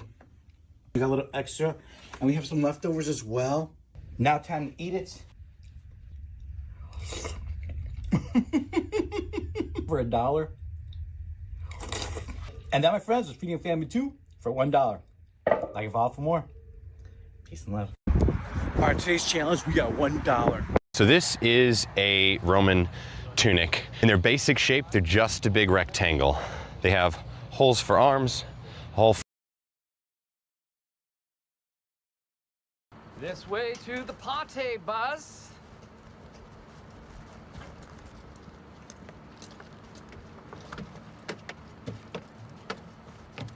Good. What the hell? It's a bus that takes you to a party. Here we go. I forgot my Here we go. Come on. I just want to lie on the beach and eat hot dogs. That's all I've ever wanted. Okay, everybody here? Yeah. Then, Mr. Driver, we are off like a herd of turtles. Johnny Carson.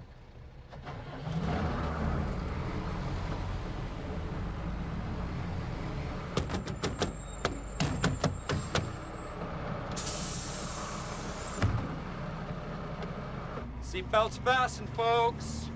Safety first. Hey, what is all this? Nothing. If I guess, will you tell me?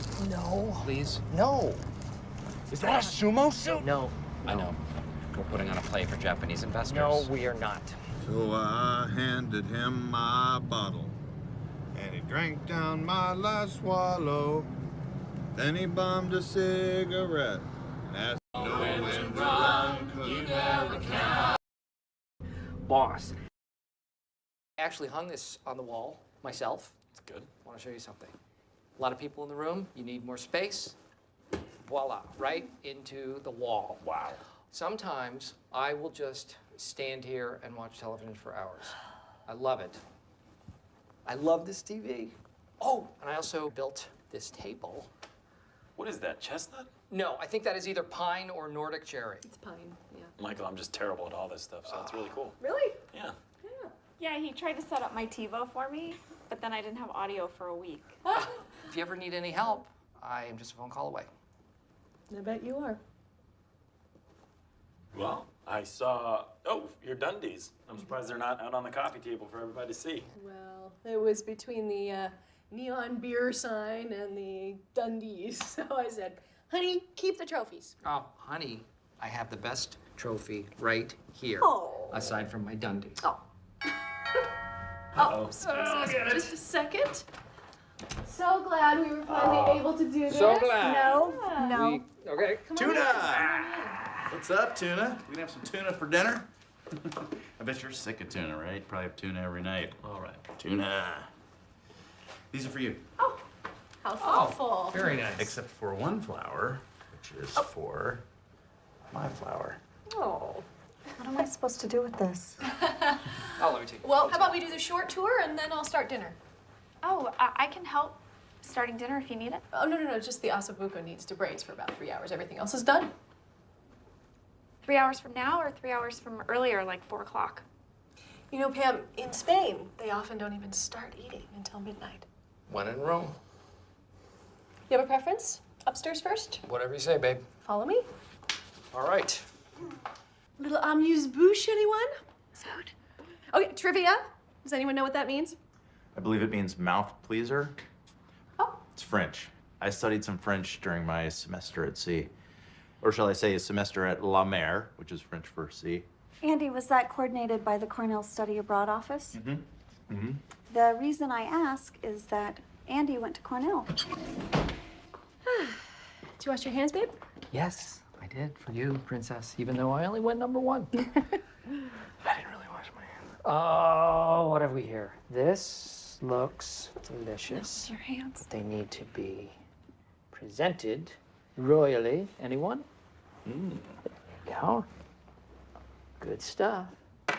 All right, how about we just drink some wine? Yeah, God, okay. How about a toast? Shall I? Here's to good friends. Cheers. Cheers. Cheers.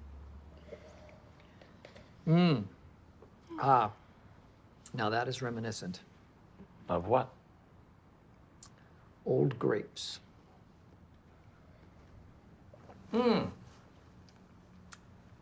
is sort of an oaky afterbirth. What was that? Joe Camel. Joe Yes. Camel. Okay. Yes. First name of that animal, and the second name is the state where Helena is the capital. Montana. Oh! Joe Montana? Yes. Time. All right. 2 pieces. Why didn't you just say 49ers quarterback? All right, my turn. My turn. Babe, can you just really, whoa, we're just like really, What? Can you just simmer down? No, Seriously. I'm just making people laugh. No, Yes, I was watching Jim's face. I was watching Jim. And he was laughing. No, Look, smile. Look at him. He's laughing. Michael and Jan seem to be playing their own separate game, and it's called Let's See How Uncomfortable We Can Make Our Guests. And they're both winning, so I am going to make a run for it. You'll never guess, I just got a message from my landlord. Apparently my apartment flooded. Something with the sprinkler. Oh, no. Pam, we should probably get going and see the damage. Oh, okay. Well, you don't need two of you to do that. That's true. Dinner sounded delicious. Pam, I'll see you at home. Thank you so much. It was a great night. Jim, I don't think you're going to abandon this party here all by itself. I don't know, because everything I own is there. You can buy new stuff, but you can't buy a new party. That's true. That is a great point. Come on down here. Sit down on that couch and be amongst friends, and we're not going to think about all your stuff being destroyed, all right? So we are here. Thank you all for coming to the 2005 Dundie Awards. I am your host, Michael Scott. So, Pam, Here for the evening. I wonder who's gonna get longest engagement this year. Well, you're not gonna get longest engagement, man, because we got that locked up. I wonder what I'll get. And all of you civilians over here who aren't part of the party, I brought my so you fiance. can join in, although we're not paying. And I just want to tell you, please do not drink and drive, because you may hit a bump and spill the drink. I'll just put these on the group tab. Nope, actually, this year, no group tab. We're going to be doing separate checks. Everybody? You said we could bring our families. I did, and why didn't you, Stanley? I did. My wife's name is Terry. Well, I'm looking forward to meeting Terry. It's this person whose hand I'm holding, Michael. Shut it. Good. Like an AIDS test? To the most creative, somebody who I... Thank you. Right now. I think you're the hottest. Thanks, Phyllis.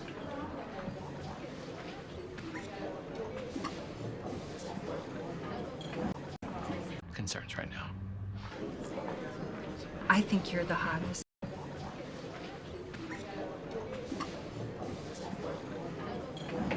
Thank you. Ooh, my reggae sunsplash. I looked so cool ordering. You want some? No, thank you. It's not really quite pink enough for my taste, so.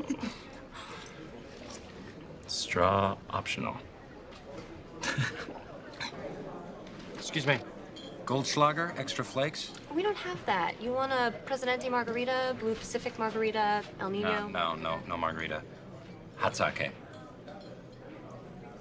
Foster's and the big can. Just a chocolate shake, chocolate sprinkles.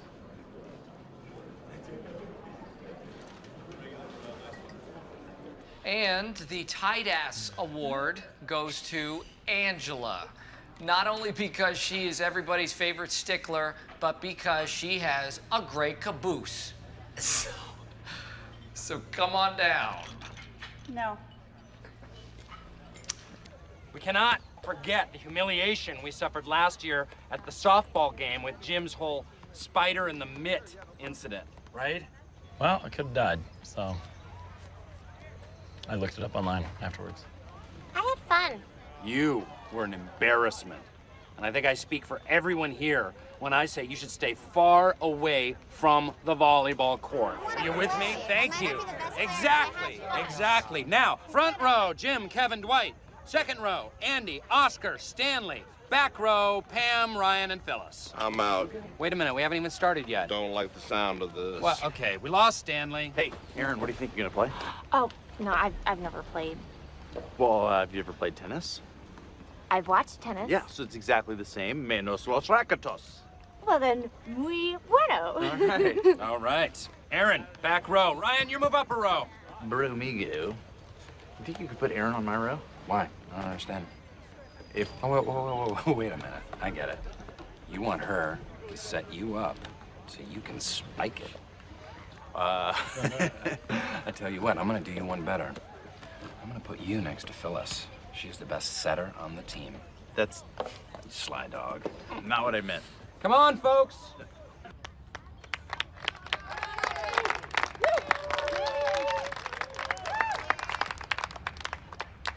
Come on, guys, let's stay focused. Eye of the tiger, okay? We can do this. Remember, bump, set, spike. Keep your hands in triangle position. Triangle position. Jim, come on. Your hands are not ready. What happens if the ball comes to you right now? Well, actually, my hands work completely on their own without my brain even knowing it. Sorry. Ha ha ha! Class cut up. Fail!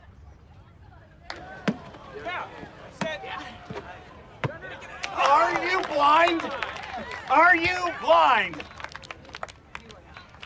Sir, with the glasses, are you literally blind? What happened? What's a girl like you doing in a... Apparently. Wake up! Hey, hey. If I even have what it takes. We have the Saber Pyramid, right? We've got a bunch of humans. You guys. Humans, pyramid. Human pyramid. Do you follow? It's a team building exercise. You love it. Who's in? Yep. Tallahassee, let's go. Jim, are you in? Oh, I don't know. Sounds like a hoot. I'm in. All right, what the heck? Let's do it. What's our presentation about? Dwight, when you go back to the hospital, you were there for like 3 hours. I got the surgery. What else is there to do? Do 100 jumping jacks. No, I don't feel like it. You do 100 jumping jacks. I don't feel like it either. 97, 98, 99. I want the vice presidency. You haven't done any of the research. You're too slow. You're too small. Seabiscuit is a stupid name. You guys sound just like the enemies of Seabiscuit. I'm going to do it. Oh, let him do it. Stanley, are you listening to music? Yep. Have you seen Aaron? I'm on break. God. Why did you do that? Just killing Germans any way I can. We're on the German team. Shoot the British. Wait, are we playing teams? Yeah.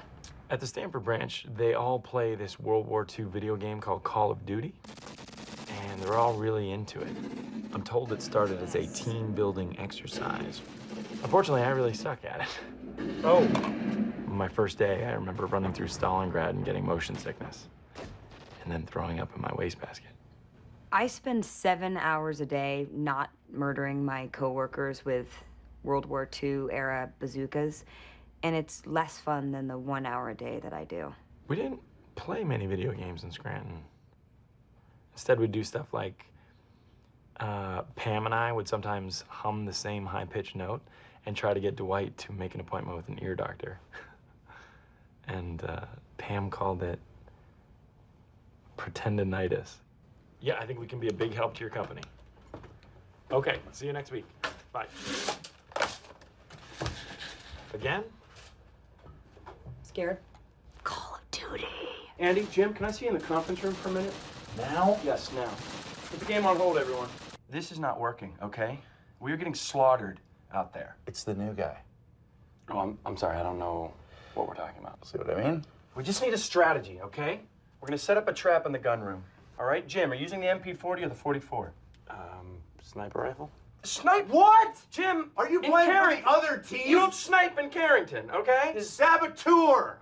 Saboteur! Andy, it's not- I'm gonna kill you for real.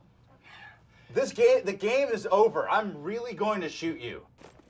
Look how cute he is. And he's trying to shoot with a smoke grenade. I'm sorry, what are you whispering at me? Nothing. You just concentrate on turning around. Yeah, I'm trying. I just... Just tap S, then D. Oh. Any last words? No? What? Wow.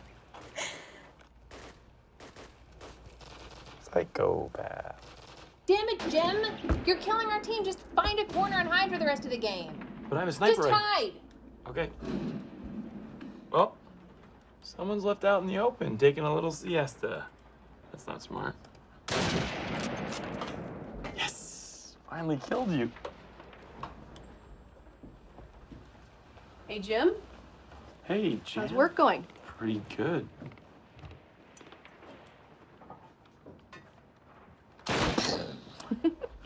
Oh, you know what? I've got to see Josh right now, but remind me to tell you what Dwight said to me earlier. Okay? You're gonna get a big kick out of it. Okay. Hey, look who's here. How are you, Josh? Hi, how you doing? Good to see you too. Things are a little bit different here in Stanford. It's not bad.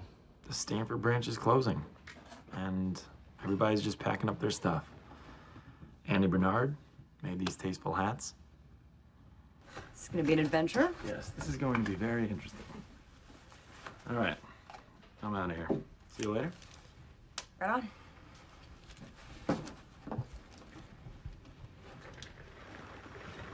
Hey, is that Josh's computer? What? I'm in a good mood today.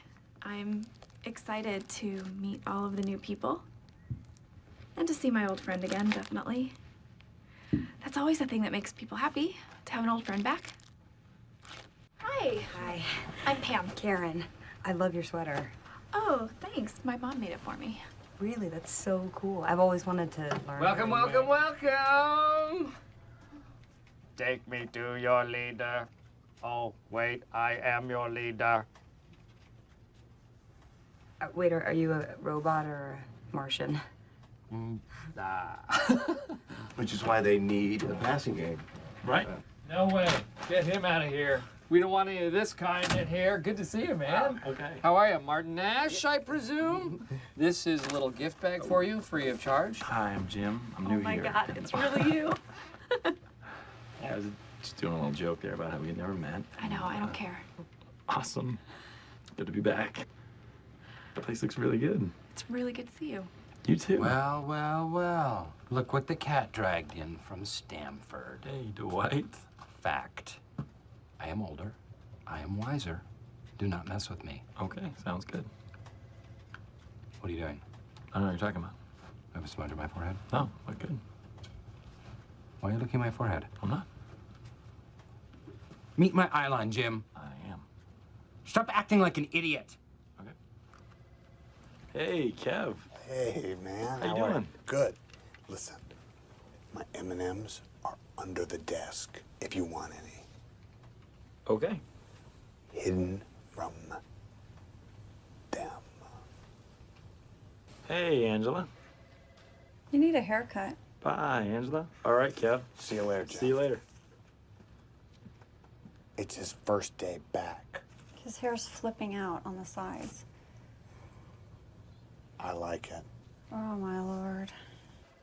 This is weird with you facing the other way. Yeah, I never even knew that part of the office existed. Hey, who's that guy? That's Stanley Hudson. Huh. He's one of our salesmen.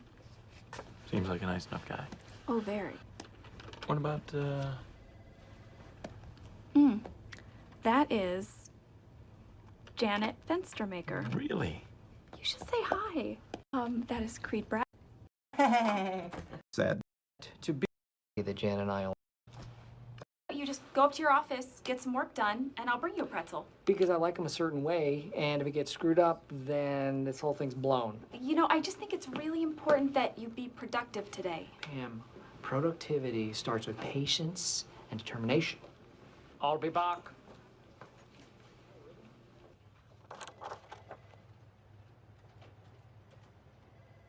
Thank you. Hi, please tell me you have a sweet pretzel left. We do. And we have 18 different toppings. We have sweet glaze, cinnamon sugar, chocolate, white chocolate, fudge, M&Ms, caramel dip, mint chip, chocolate chip, marshmallows, nuts, toffee nuts, coconut, peanut butter drizzle, Oreos, sprinkles, cotton candy bits, and powdered sugar. Is there any way that you could do all of them? The works, you got it. All right. Thank you.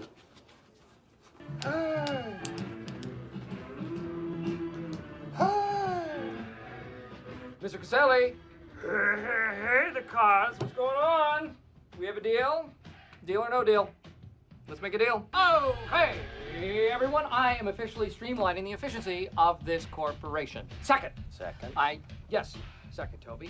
Second, I am insisting on increased accountability from every single one of you. Michael, what's going on? And I will be taking questions. Did you have a lot of sugar today, Michael? What's in your soup? Caramel dip, but one question at a time, please. Phyllis, Stanley, I want you to switch desks. I'm going to reorganize and restructure the physical layout of the office to maximize everything. I think we're getting a lot done, don't you? on paper at least, and we are, after all, a paper company. Are we not? Are we not? Are we not? Are you with me? Are you with me? Thank you very much.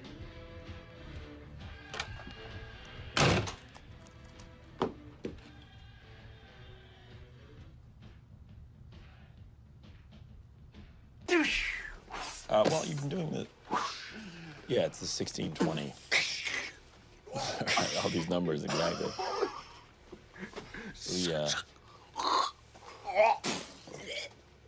And you don't want to do any color or... Right, of course not. Oh, no. Yeah, exactly. You know, there's a ghost in this office. Really? A woman was murdered on this very floor in 1816. Hattie McGonigal. She was a prostitute. Why was she in this building? You know, and this whole place used to be a brothel. There was a tavern on the ground floor. That's crazy. Yeah, isn't it?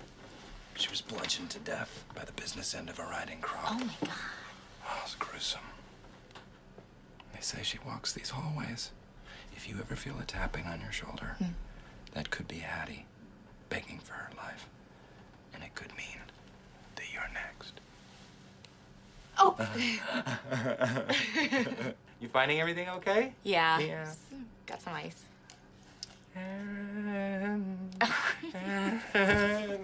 Nope, this is awkward. Oops. Uh-oh. Oh. Oh. Whoops. And you wanted 3-hole punch or no? Can you, you know what? I'm gonna give you a call back. Something just came up in the office. Thanks so much. Bye. Anyway, you could do the play fight somewhere else, maybe?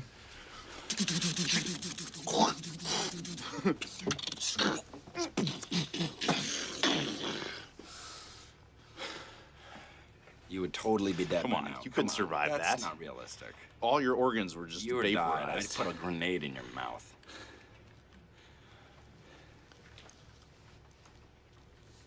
Thank you. Nice. Well done, sir. Hey, everybody, keep it down. Jim's taking a nap. Keep it down. Take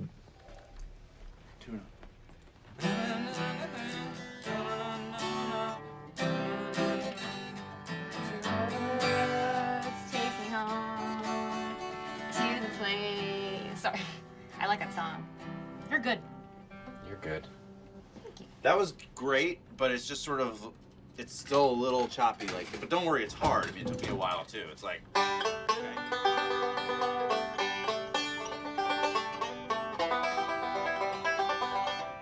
Wow. what? Oh my God, you heard that? I'm so embarrassed. I'm so like rusty. Good, you're really coming along. It's really technically proficient, but you know, there's really no heart or soul in it. Really?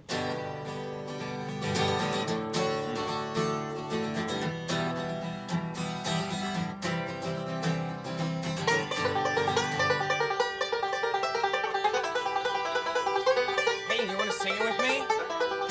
Almost heaven, West Virginia, Blue Ridge Mountains, Shenandoah River. In German! Das Leben ist altgut, älter als die Bäume, jünger als die Berge. Wohin wieder will, take me home, country road, to the place I belong, West Virginia, Mountain Mama, take me home, country road. Take it, Andy. Take me home.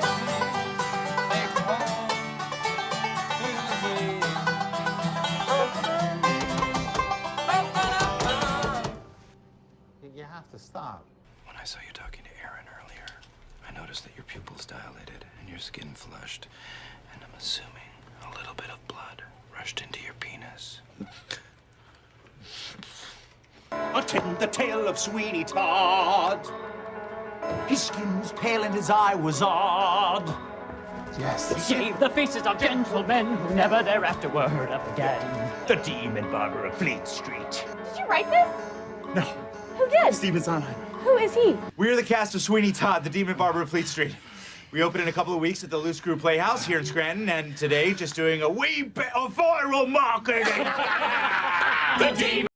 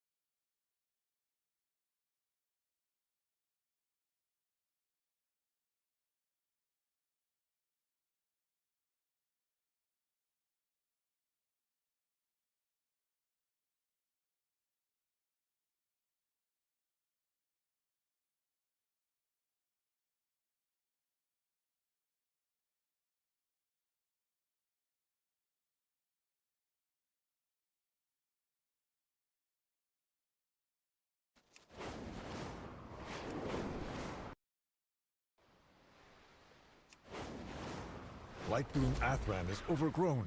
Help my Farstriders tame the area.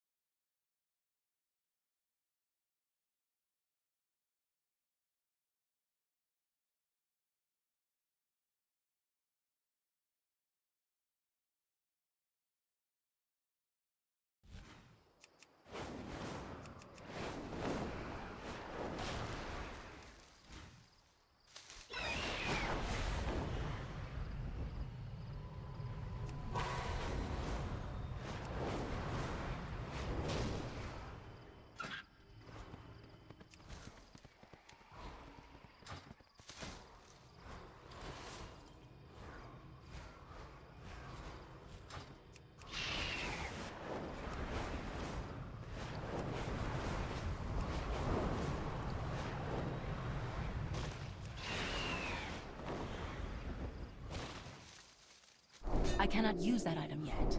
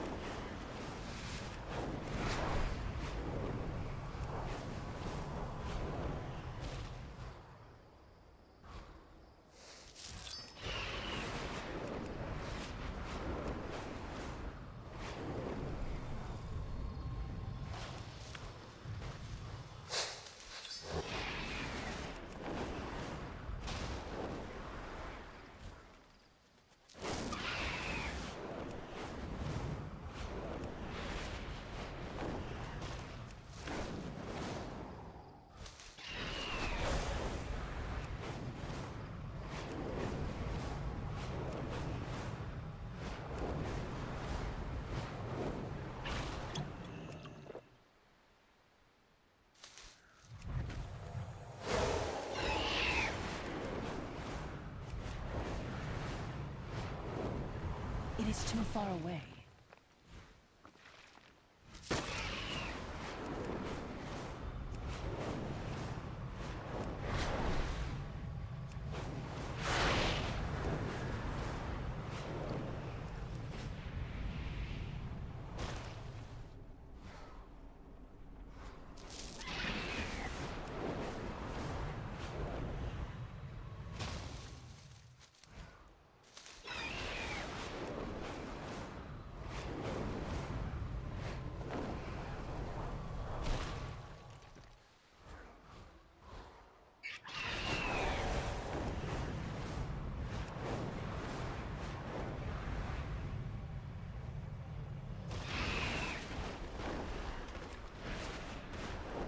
I need to get closer.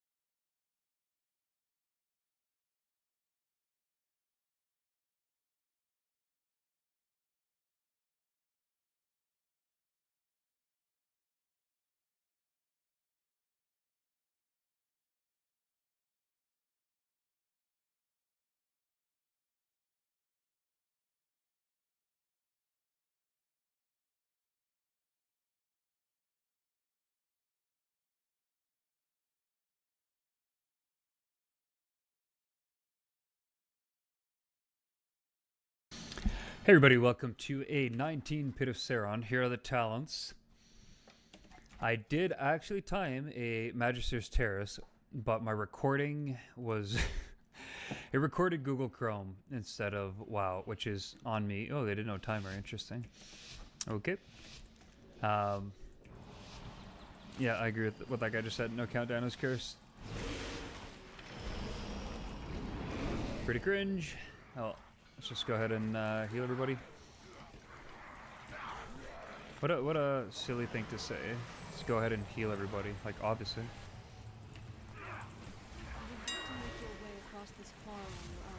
And so need to spam that.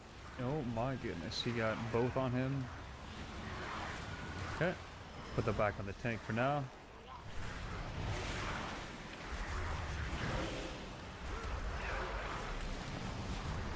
I'm gonna have full health on everybody, so I'm definitely not doing damage with this build. Even in pugs, I've said this before, like, yeah, I can go cat form and cat weave, It's just not worth it in pugs. It's really not. Like, okay, at the end of a pull, if there's no damage going out and I'm 100% sure, then yeah, okay, I'll weave in some damage.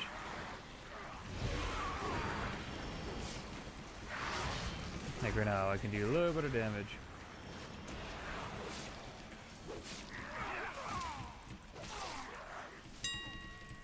Put some bleeds. Okay. I do. Oh, I didn't grab mage food. I'm in combat. That sucks. I was trying to drink. Oh well, we're good. Probably drink a little bit right now as he's gathering. I'm using my expensive food, but that's okay.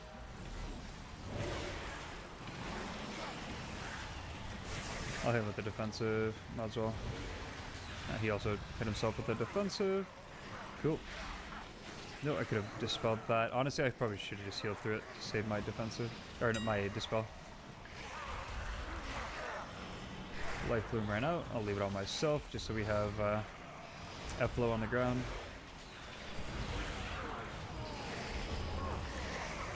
Okay, big heals on the Pally needed right now. Go ahead and Convoke. Oh my goodness, dispelling myself. I'm gonna health pot. I don't want to be low and take a straight bolt to the face or whatever.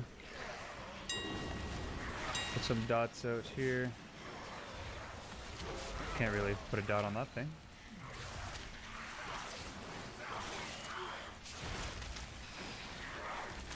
Alright, let's start rolling some new haunts. There we go. In a good spot. We'll click this thing. And I guess I could have been there DPSing, but whatever.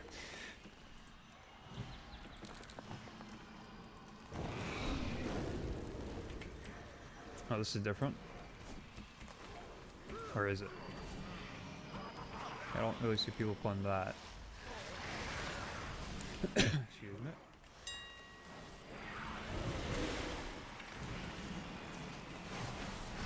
Soothing that Plague Frenzy. Put Life Bloom back on the tank. And the way the tank pulled this gave us a little bit more room to work with. Move out of that. That's so ass, dude. I can't believe he gripped me in that. That's so stupid. He move out of that. That's so ass, dude.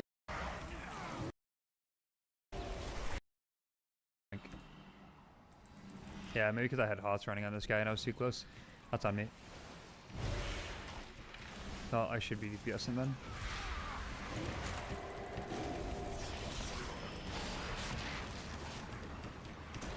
Move out of that.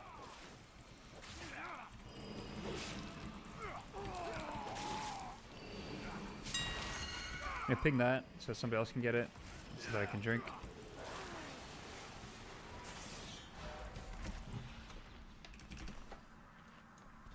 Letting him know I'm good to go.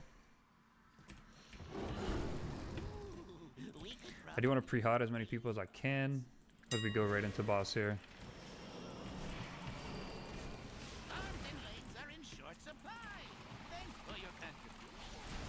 I'm gonna Convoke right off the rip. Shapeshifting out of my debuff.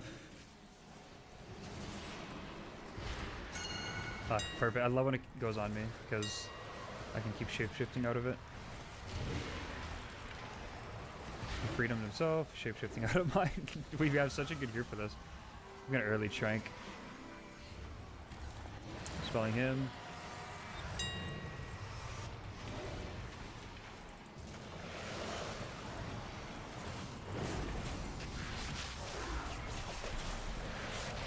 Gonna stand near the edge, because when I get Plague Explosion, that's what you want to do. You want to maximize your room. Accidentally let Life Bloom fall off. Beware. Just move away. Same thing in this phase. You have poison kind of thrown at you. Oh! Okay, dude, I was looking at where my F-Flow was on the ground. I almost got hit by that. That would have been bad. No, not like this, dude.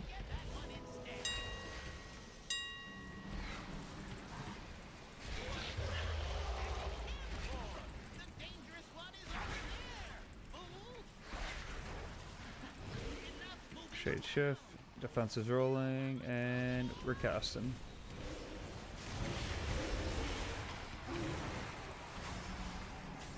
Come on, channel on me, please. Perfect, easy. Got him. Easy. Got shapeshifting out of that feels like cheating.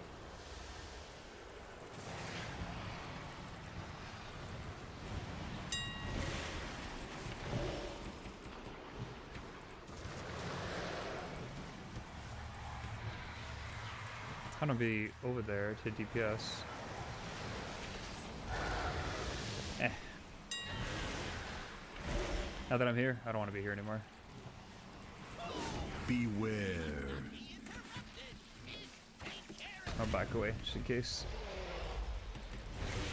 This is where I like the other build I used to run, the damage build. Cause I'd be Boomkin DPS and it was cleaner for this fight for sure. But I'll just do some healing and drag them kind of this way so that these melee has a lot more room to work with. Buddy. Keep moving.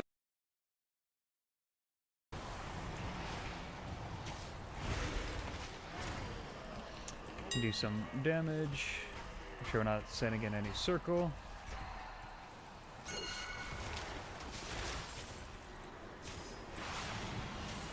Alright, Evoker is gonna get all my hots. I mean, so is the DK.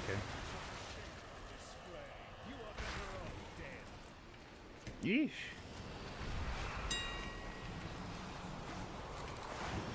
Beware. Good. Feeling good about this. Invoke will be up very soon. Oh my god, buddy. Don't you dare die on me. Convoke will be up for the movement portion of this, which is happening as soon as you see these circles. There it is. That's when you want to convoke. Plague Spreader is almost dead. And then there's going to be another big hit of AoE dam here. I'm going to prepare for it. I'm defensiving it now. I could... No. I was gonna trank, but not going to.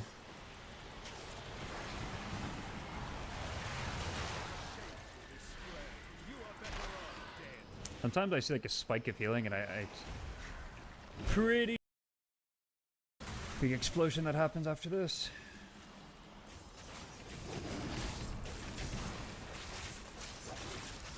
Do as much damage as I can.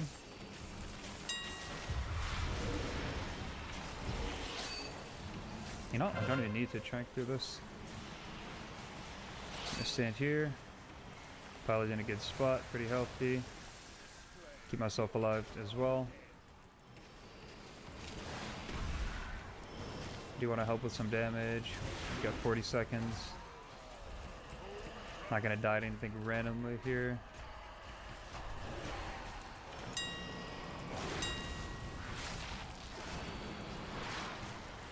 Yeah, big heals on the Evoker. They don't need to get into position or anything. EMS it. And I think we're good. There it is. Very nice. Oh, that guy just got resilient. Wait, he saved Pit of Sauron for last? That's crazy. GG's. Well, 2 of those deaths were preventable in the beginning. Sorry, not preventable, but like very unlucky.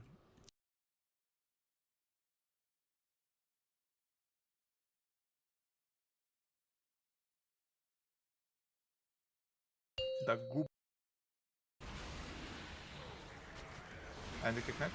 Ja. Dit. I do.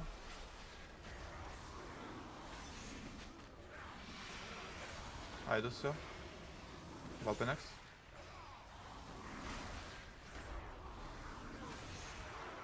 Valpen. Andy kick. Andy kick. Ja. Still me. Next 2 buffs are revival. Good. I do.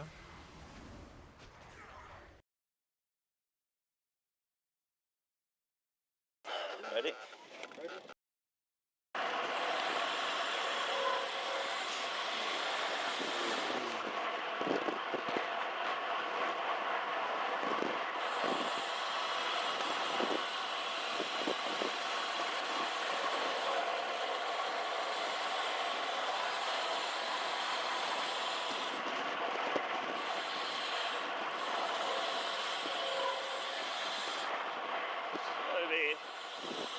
extra cautious with the motorbikes coming up.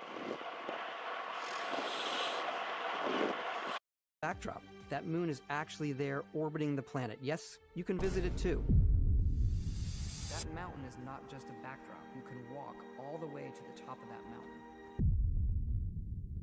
September 6th is now about 3 months away, so Todd and the boys put on some fresh kicks. It's time for some interviews. Washington Post, GQ, Esquire. The man is everywhere. Todd's like a playboy. The marketing machine is now in full frenzy, and lots of totally normal articles are being released. What the hell is even that? He's Christopher Nolan. Todd Howard is to games what Tom Cruise is to cinema. He cackles when I suggest this theory to him. Slight, boyishly handsome, sharp-jawed and touzle-haired, he has the look of classical antiquity. He's become a semi-mythical figure to gamers. Now 52 years old, the only real sign of him being flesh and bone are some faint bags under his sea blue eyes. He's reserved, but not at all shy. Talkative, but never all that forthcoming. Okay. He even posts on Reddit. Fans are increasingly excited. It's like Todd's doing a victory lap here. Whatever they've cooked up over in Maryland, it's good. Turns out, they've had just about every QA person at Xbox on it, and they're saying it's the least buggy game in Bethesda's history. 500 developers, $400 million. Almost a decade in development. Out the way, Halo. This is Microsoft's new system seller. Emil says it's the best game they've ever made. Todd even compares it to Red Dead Redemption 2. Probably has more of a feeling of like a Red Dead 2, right? Like I'm living the Western fantasy. Yeah. So Other developers are trembling in fear at the release date, and games like Baldur's Gate 3 have shifted theirs back by more than a month just to avoid crossing paths. The masters of the RPG had checked out for a while, but on September 6th, Daddy's coming home.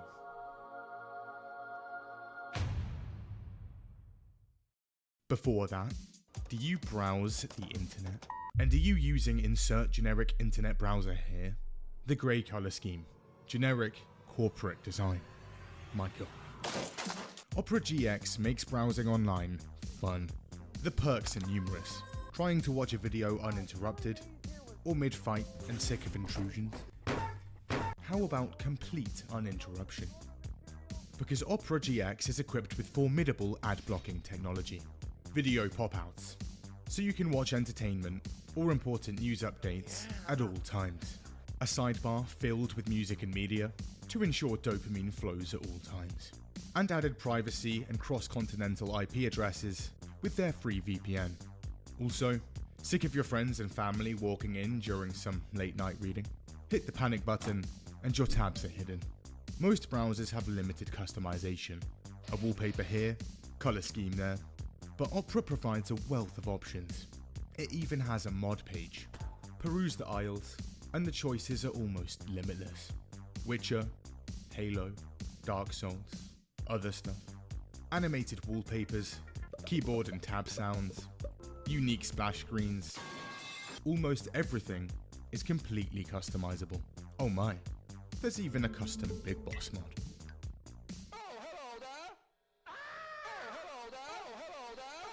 You can also mix and match multiple mods to create the perfect mix. Or create your own.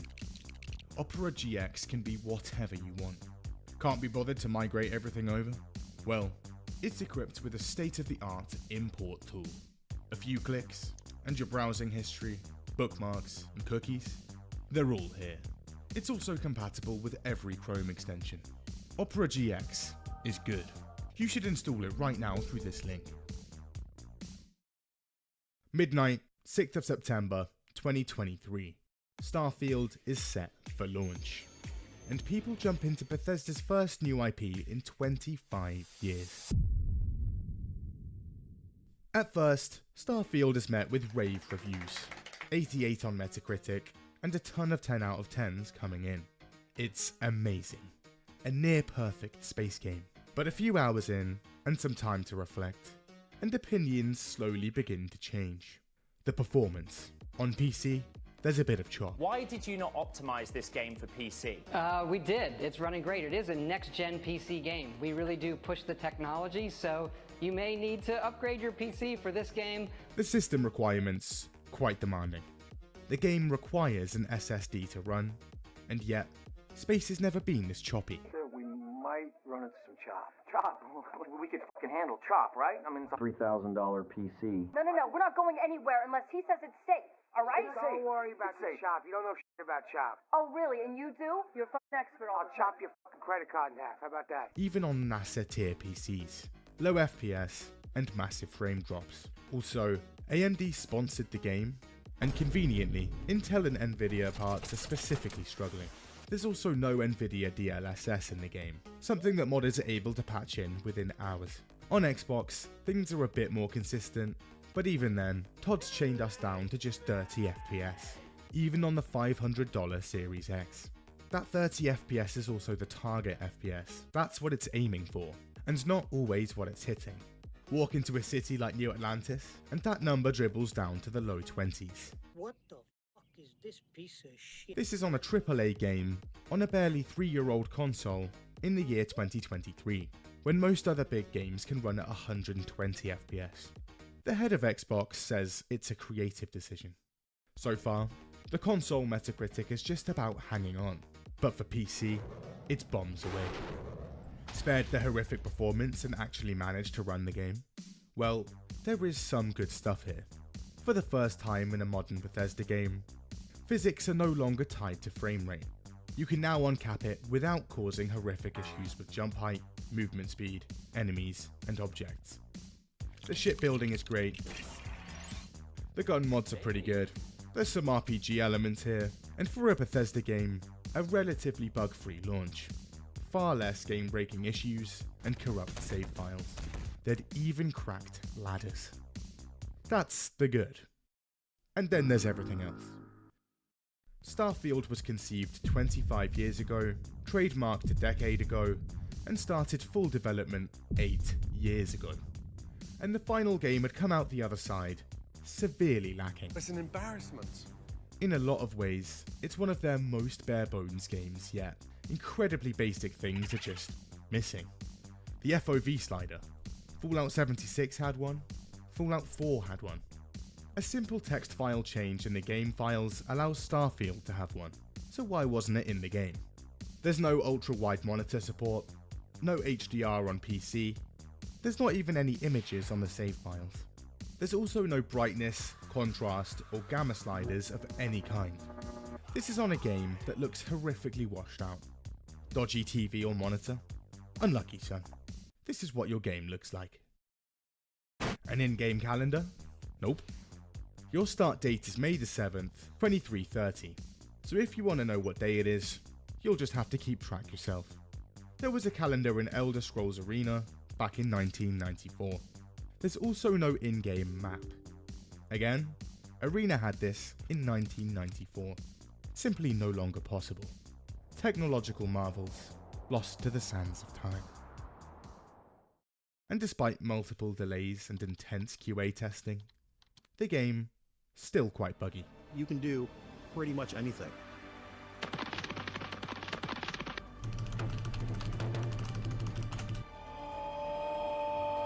Exploring every inch of a mostly untouched galaxy. You do explore differently in this game. We want you to feel hopeful. We want you to feel this sense of awe and wonder. And sometimes a little fear. May I see your credentials, please? Now, it would take probably 4, 5, 6 loading screens to get to my ship from the top of Neon. The amount of loading screens is disgusting. Spaceflight should be exciting and dangerous.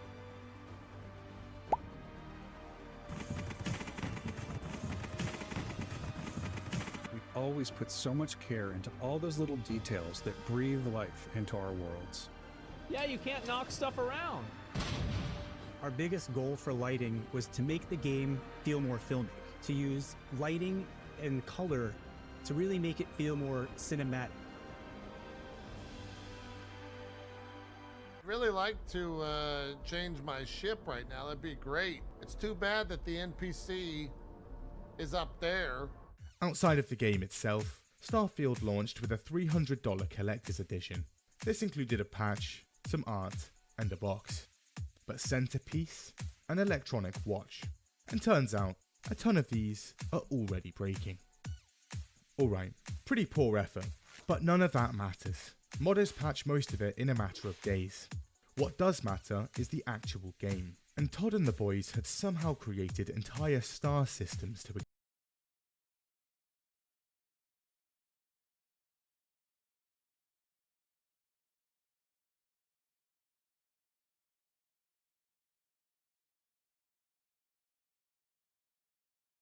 Since 1993, I suspect that would come in black sink and a wine fridge. The living room also has a high table dining set and a large L-shaped couch, as well as a TV. And then you have the bedroom, which is another very large space with a lot of square footage, and that's because of the unique architecture of the room, near the apex of the pyramid.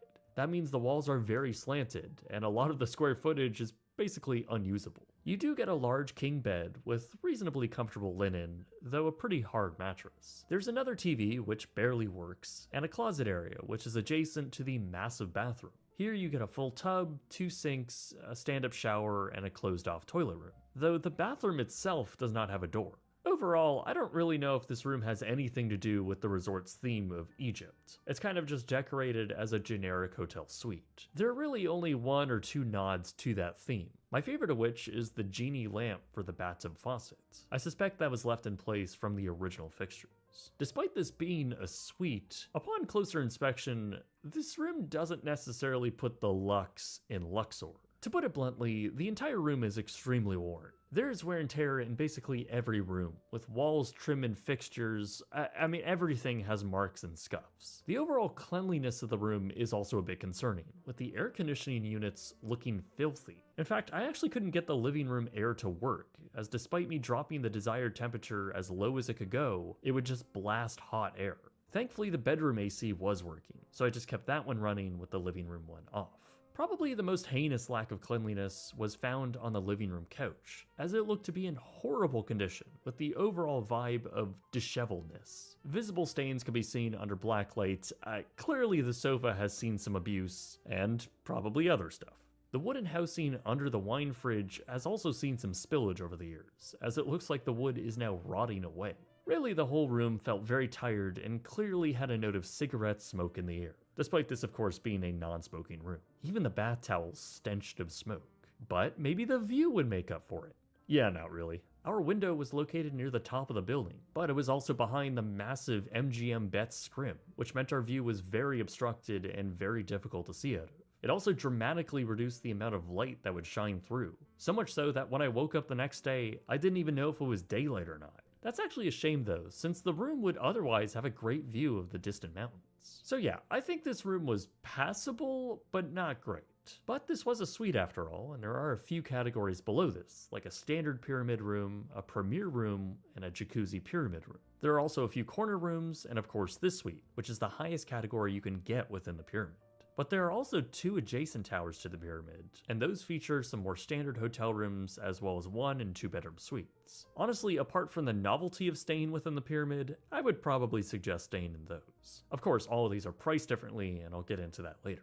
But before we get into amenities here, I want to take a quick moment and thank this video's sponsor, Opera. I'm always looking for ways to speed up my workflow and web browsing, which is why I'm really excited about Opera Desktop Browser. It's a web browser that's not only lightning fast, but it's also very intuitive and quite clever. It has a host of smart browsing and workflow features that I love. One of them is a built-in AI feature called Aria, one that allows you to easily research, expand information, and chat with. It's also pretty clever, and I love its image recognition feature where I can just throw anything into it, like this random hotel room image, and it will give me some context around it and build off the information from there. It also has something they call tab islands, a way to arrange tabs by context to clean everything up and stay organized.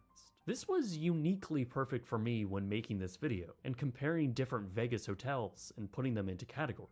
In the same vein, there's also workspaces, a totally different section that you can switch to that I love using for quickly swapping between writing and back to research.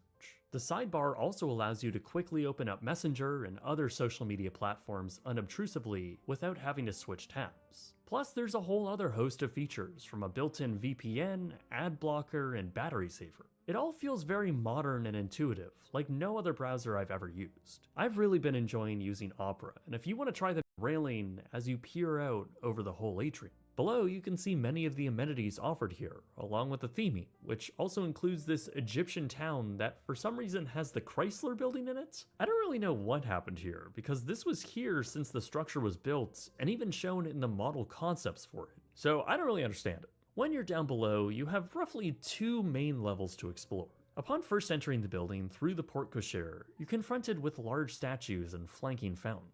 This leads you right into the smoky and dim casino floor, which, I don't know, it's a casino. It looks just about the same as every other casino floor in the string of MGM hotels. I don't gamble, so I don't really know the nuances, if any. Maybe there are machines that are different here, but it all seems rather generic and standard. Surrounding the casino are a few restaurants like Public House, Tender, and Pyramid Cafe, as well as other amenities like an esports thing, 2 separate Starbuckses that are literally 300 feet away from each other, and a buffet that's tucked away in the basement. The open areas around the casino floor are both wide open, yet feel weirdly claustrophobic with low ceilings right beside